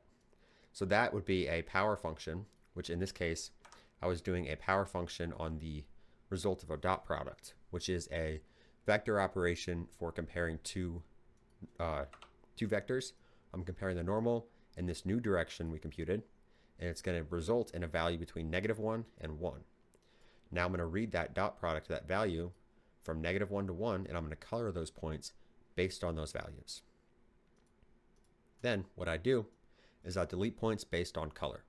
So essentially what this is saying is any point that wasn't originally facing the inside, and it's a little bit laggy because I'm also recording, any points that were not facing inside, I want to remove those.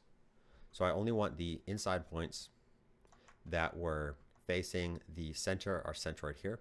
And the reason I added this attribute noise was so I could get this little distortion around. So it's not a perfect circle.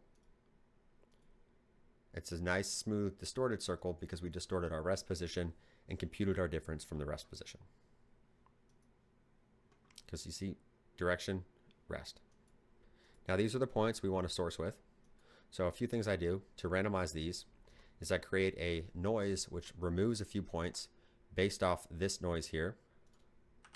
So if I change the frequency of this noise, what that's going to do is going to change these values that are being applied to the points, and then it's going to delete certain ones if they have a certain value above a certain threshold. So I do that. I do it again with a different noise. This one's an animated noise actually. So if I click play, this expression is going to say for $frame, so $F, divide it by 50, so move it a little slower, and animate the noise in this direction. So we want to have some kind of source movement that is being sourced into our simulation. We'll do this again. We actually do this a few times.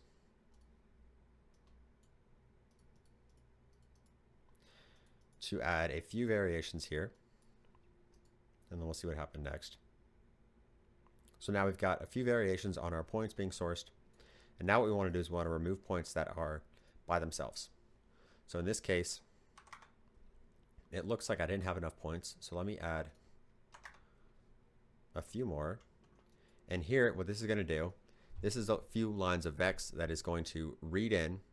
For each point, it's going to compute a point cloud, and it's going to find the number of neighboring points within a certain radius. And it's going to say if there's fewer than 12 points within 0.01 units, then remove that point. So if I want to have 100 points within 0.01, no points satisfy those conditions. If I have 2 points minimum between that threshold, then those will satisfy. If I set it to 1 and 100, again none, but maybe 50, 20. All right, so it looks like this point can find 20 neighbors within the radius value of 1. So this is used to kill isolated points, and kill as in remove. So you see, if I enable and disable, it's going to remove those small little points here that may cause artifacts in the simulation. So that is just a way I did to clean up the source. Then I would delete a few attributes for ones I did not need, which are some of the attributes here that come in from our stage or USD, and then some other attributes that were transferred from our geometry. And then I source a few variables. So temperature in this case, I'm adding a value. And if I look up here, I guess I can see it right here actually. I'm adding a value of 1.9 with our power source. And I'm also defining a p-scale with our particle separation. So our p-scale, again, in Houdini, is a value that is used intrinsically to represent the scale of points. And in our case, when we rasterize those, the radius of our rasterized points. Now I'm going to add a noise. So I'm going to randomize a little bit this temperature value I just created. And I'm going to randomize these points to create a density field. And I'm also going to rasterize the temperature as well to create it's collision at this point, but renamed to temperature. Or was it collision? That just disappeared. All right, well, it's rasterized the temperature attribute into a volume, converting it to VDB because Axiom uses volumes. And now I have a density volume and a temperature volume. And I cache those so then when I play the animation, it does not have to recook these nodes above. And again, these little, I don't think I've mentioned that, but these little green circles are indications that the node is time dependent. So somewhere above this stream, looks like on this node, because this is the next one here, we increase or we use some kind of function or value that is dependent on time.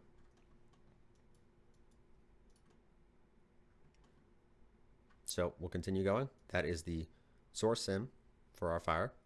Now we merge back in this collision because we want to have our first Axiom collision colliding with this actual geometry. So we don't want the fire to go through that. In this case, this is the solver setting I have. You can download and look at these. We're not going to dive into these today because that's going to make the video way too long. But essentially what we do is we set our start frame for the simulation, number of substeps, the voxel size we'd like to be using. So this defines the number of voxels we'll have in our simulation. Then we source a few attributes we're going to use, and we do a time scale for simulation, and then define a lot of the simulation settings, which will define how quickly the fire moves, how quickly it flickers, and all those other effects. Then we're doing a post-process on our volume to convert to a 16-bit float, which will save some disk space when caching, and we cache. So I did 120 frames here, and now we have a density, temperature, and velocity, which is the exact same file actually we imported previously. So now our pyrobake volume is a way we can visualize that in our scene view. And then this is fetched. If I hit U to go up, this is what is brought in through our FX fire. Awesome. So we're going to keep going. This is our file cache, for our fire. And now we're going to do smoke. And now for smoke, what we want is we want to have the smoke coming from the base of the fire. So what we do is we remove some attributes we don't need, which are all these additional green ones here that Axiom has created for us. And then what we're going to do is we're going to do a volume wrangle to delete temperature values that are less than a threshold. This will only keep the hot parts of the fire. And to show you, I can actually do, this is a volume visualize node that comes with Axiom. And if we visualize our temperature and delete points, if I disable this, we'll see I've got a lot of temperature values inside our 3D volume. And this is a 2D representation by cutting through a plane and visualizing these as color. So here we have now nothing done to our temperature field, But in this case, we want to keep only the hot parts. So if any value is less than our threshold of 0.6, we want to set that to 0. So essentially we say we don't care about that. We don't want to source smoke from that. We only want to source smoke from the hot parts of our fire. Then we do another solver with Axiom, which are sourcing our density and a few more settings for how our smoke behaves, which in this case will say how long it takes to dissipate, how quickly it will rise, the wind, and all those other settings. Then we bring in our collision. This is the way Axiom works again. The Houdini Pyro is different. We do another post process and then we cache. And there we go. Now you can see our simulation starts here, and then we're emitting smoke. And if I skip, we're emitting smoke and it's flying up and it's slowly dissipating. And our out Axiom smoke. So I'm going to hit U to go up. And now we have our Axiom smoke. You see? Out Axiom smoke. And again, these should be relative paths, but it looks like I forgot to do that. So don't be like me and definitely use relative paths. Okay. Next up, we have some embers. So what we want to do for the embers is very similar to the idea we did for the smoke. We want to source embers only from the hot temperature. So what we're going to do is we're going to blast. So we're going to remove, and we actually did this blast earlier in the lesson. We're going to remove the velocity field and the density field. We are going to do this temperature clip again, which we can see here. I'll go on this other side of this geometry. That's a normal artifact that it created with the blue shading, you see. So here we set these to 0 if they're not hot enough, and we can change this value. And then what we do is we convert this into a volume, a VDB. In this case, we are storing, or excuse me, we are creating points from this actual volume. If I do a null, I can see this without the extra visualization. And now we're creating points inside this volume. And if we just did it without this, we wouldn't get the same density on the internal areas of our field, our temperature field, which it is temperature we're working on. So scatter points, which now is defined by a particle separation. So the smaller the separation, the closer the points will be to each other. And these are nodes that we'll use as we create our own setups, which will be in later lessons. But if you'd like more Axiom videos or simulation setups, then do let me know, and I can work to incorporate those into some of the beginner lessons. So now here again, we kill isolated points, which in this case, you see this point's by itself. We're just going to get rid of that because we don't want any embers that are accidentally left too far away by themselves. Now in this other stream, in this other geometry stream, what we're going to do is we're going to take our smoke and we're going to only keep our velocity. So now what we need to do is we need to simulate these particles. We want to add these into our effects, and we want to simulate the velocity of the smoke and use that to control the direction the smoke is going, or excuse me, the particles are going, which will be our embers. And we do that inside a DOP network. And I'll jump inside here, and we have a pop solver and a few different things here. I'll review this super quick, but we're not going to dive into, and it looks like it's actually cooking the simulation. So I'll give it a second. But dynamics is a different context of Houdini. There we go, which we're not going to cover. We're not going to cover yet. We may get into it. Definitely will actually later, but quite a bit down the line. So what this is doing is it's saying use the first context geometry. So source our points in from this first context, which is this input here. Get them from here. And then we want to get our second context geometry, which will be this stream. Second one into the DOP network. First context geometry gets our points. And then we bring those in. We set up a few velocity variations, which we can actually do outside, where we can do it inside DOPs or in SOPs, which we'll later learn. We set up an advect by volumes, which will advect from the second context geometry, our vel field or velocity field. That's coming in here. Then we're doing a drag, which adds air resistance to slowly slow down these points. And then a random force, which will add a little bit of noise and some chaotic movement to these actual particles. And these two nodes, this is the solver and this is a pop object.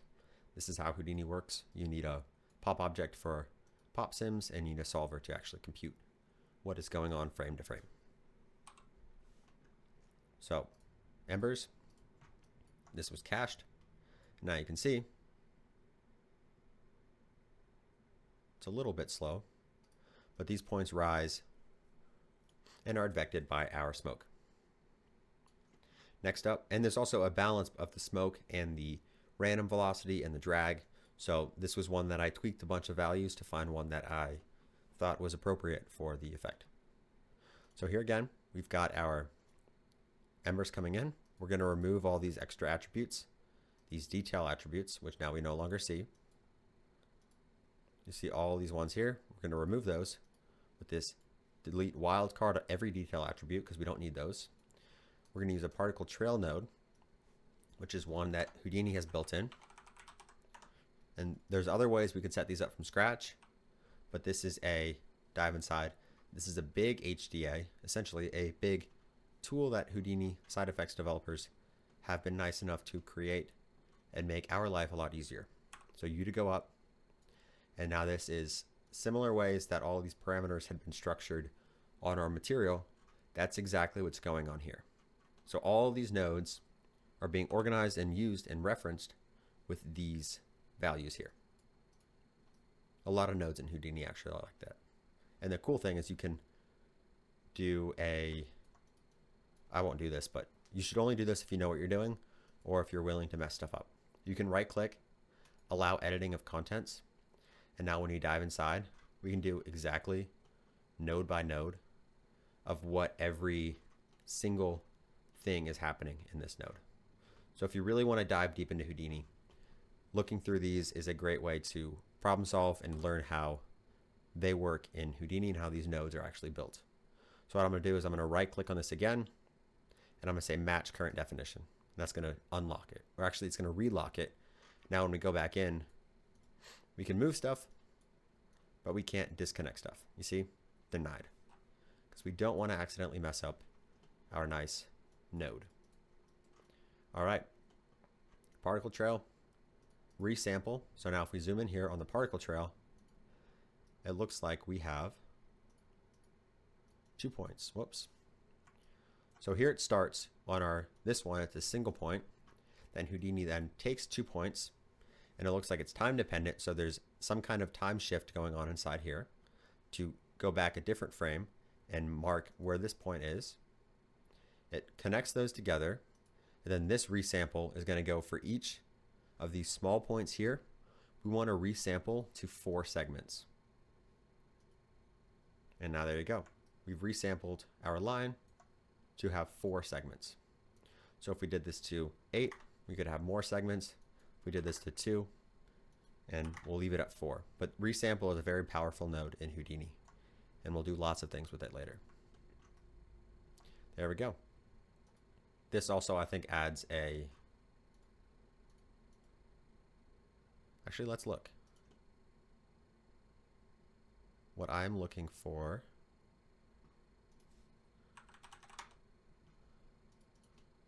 It looks like it does not add a p-scale. Well, that's fine. But all right, well, we'll keep going and we'll look into more of that stuff later. What we now do in this next one is an attribute VOP, which is a new context we have not yet jumped inside. So if I double click this node, this right here is a new context similar to that compositing context where we can do, I'm going to type noise. So this is a way that we can work on data in a way that's essentially equivalent to Vex. So VOPs is a node-based way to program, and Vex is a code. So if I do a wrangle and a VOP, many Houdini artists have a preference on whether they do wrangles or ROPs, not ROPs, excuse me, VOPs for the same operations, but you can implement most Vex code in VOPs or the other way around. So you can choose whether you'd rather type code if we're doing stuff or if you'd rather be doing nodes. So sometimes you might have a preference, but for now noises I actually chose to work with in VOPs. So again, these parameters are middle mouse button and promote. I'm not going to dive into these yet, but this lets you promote these parameters U up to here. So the very similar way that our network worked with the materials, we're able to get those and use those as well. And then this node here, this particle trail, lets us set a few things. Okay, it does look like, let me see. Okay, well, what I was looking for was p-scale, but it looks like width is another attribute, which it is, that's recognized by Houdini. And that looks like here it's being used to define the thickness of our objects when we render them. And p-scale is another one that could be used, but it looks like whoever made this node decided width would be a better option. So out of these noises, excuse me, rendered these out, and it looks like the cache might not have been cached. So let's save to disk really quickly. Oh, okay. It looks like the single frame was set.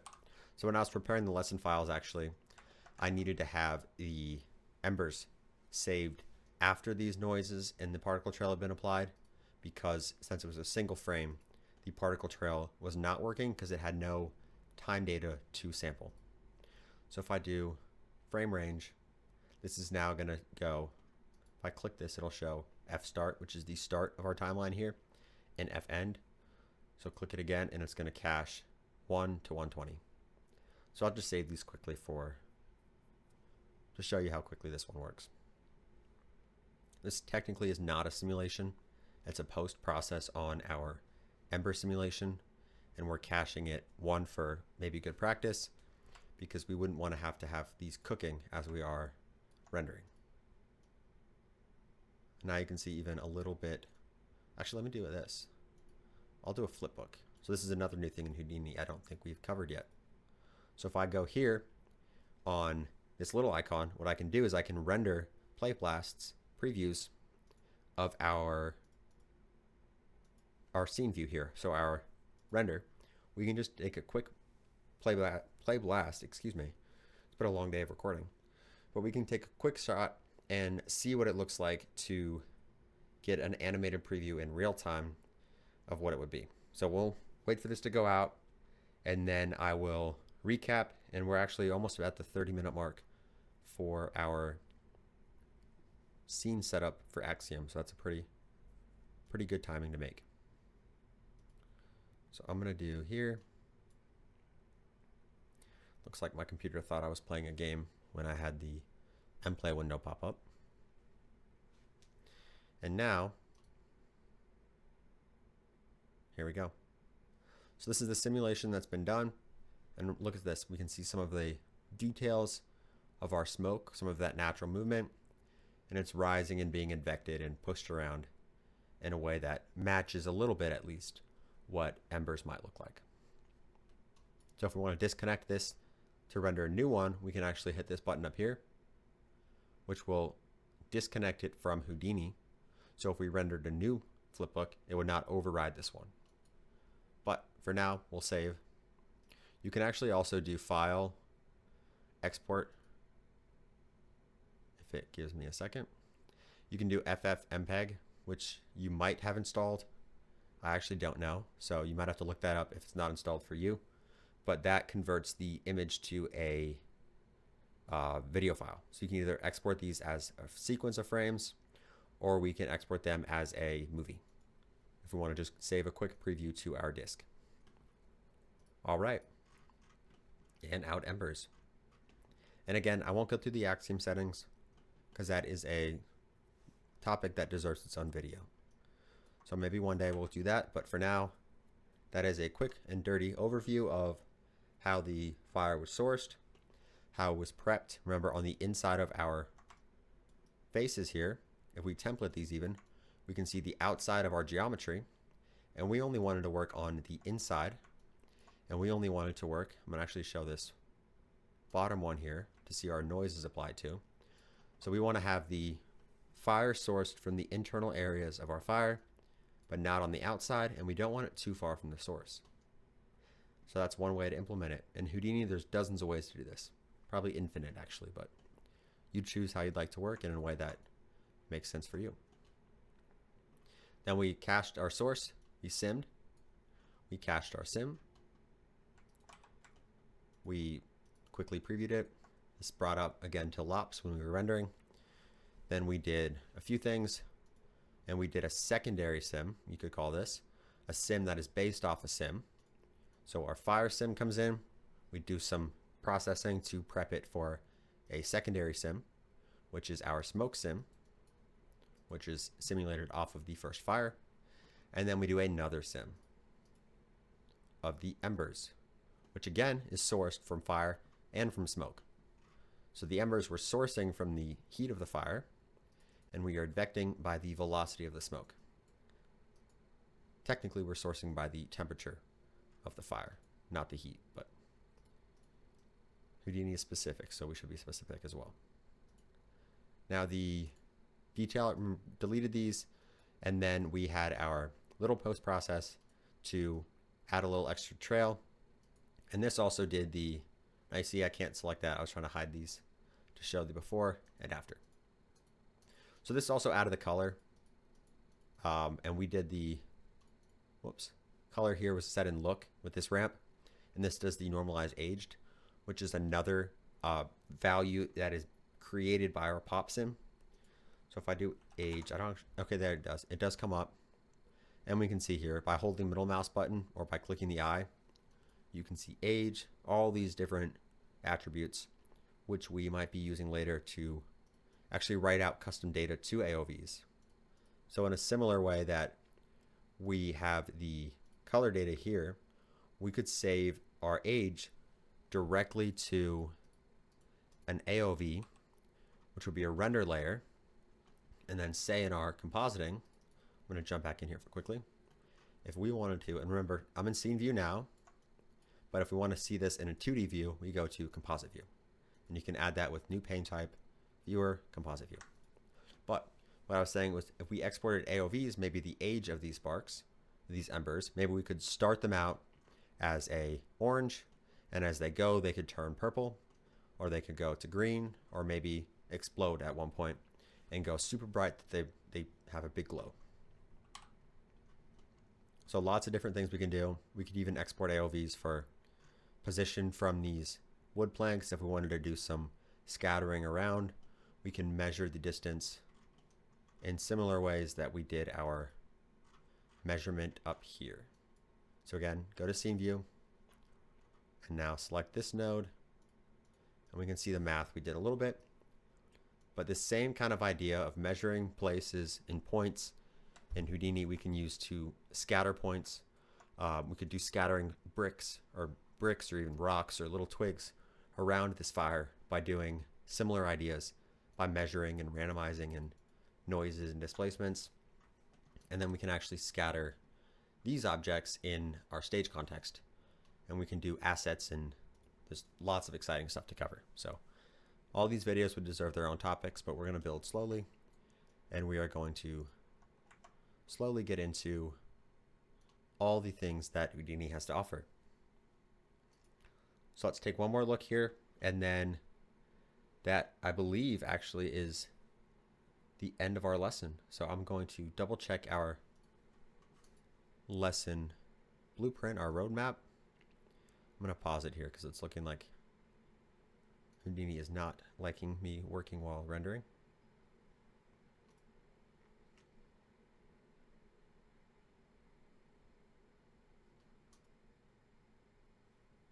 Okay. Almost there. All right, there we go. Now what I'm going to do is I'm going to go back up and look at our roadmap, and then we'll recap, and I will see you guys in the next lesson. All right, it really isn't liking this. Give me 1 second. Sometimes this does this when I record. There we go. No, it doesn't happen again. There we go. Okay. And I will hide this up, and we'll make this a little bit bigger. Awesome. So today we covered a lot. We learned how to, I'm actually going to close this so we can see our network. And we'll do this. And for good measure, let's do that. Awesome. So thank you guys for following along today. I hope you learned a lot of cool info. This is probably the more exciting parts of Houdini as we start setting up these networks to do creative shots and more exciting effects and scenes. So we'll get into animation and more things later. But today we did a quick overview of this layout network, which set up our base scene. We learned how our fire, our smoke, and our embers can be imported from disk. And we also covered how they can be imported from, I guess not imported, but created from scratch. We can create those effects ourselves. We can also, we learned a lot of theory about render settings and at least the different render matte modes for phantom, holdout, and mattes for hiding certain objects. We learned how to set those up in the context of a fire effect shot. Then we learned how to apply those render settings from that cube, tube, and plane example to our fire. We learned how to organize actually in an efficient way, how to set some of these operations to happen on multiple branches of our network. I'm going to clean that up again. And then we applied that. We followed along creating this side of the whole network. This side from scratch. We learned how they're all created, organized, and stored in our scene graph path. We rendered with a ROP. Created a nice little ROP network that let us batch multiple renders together.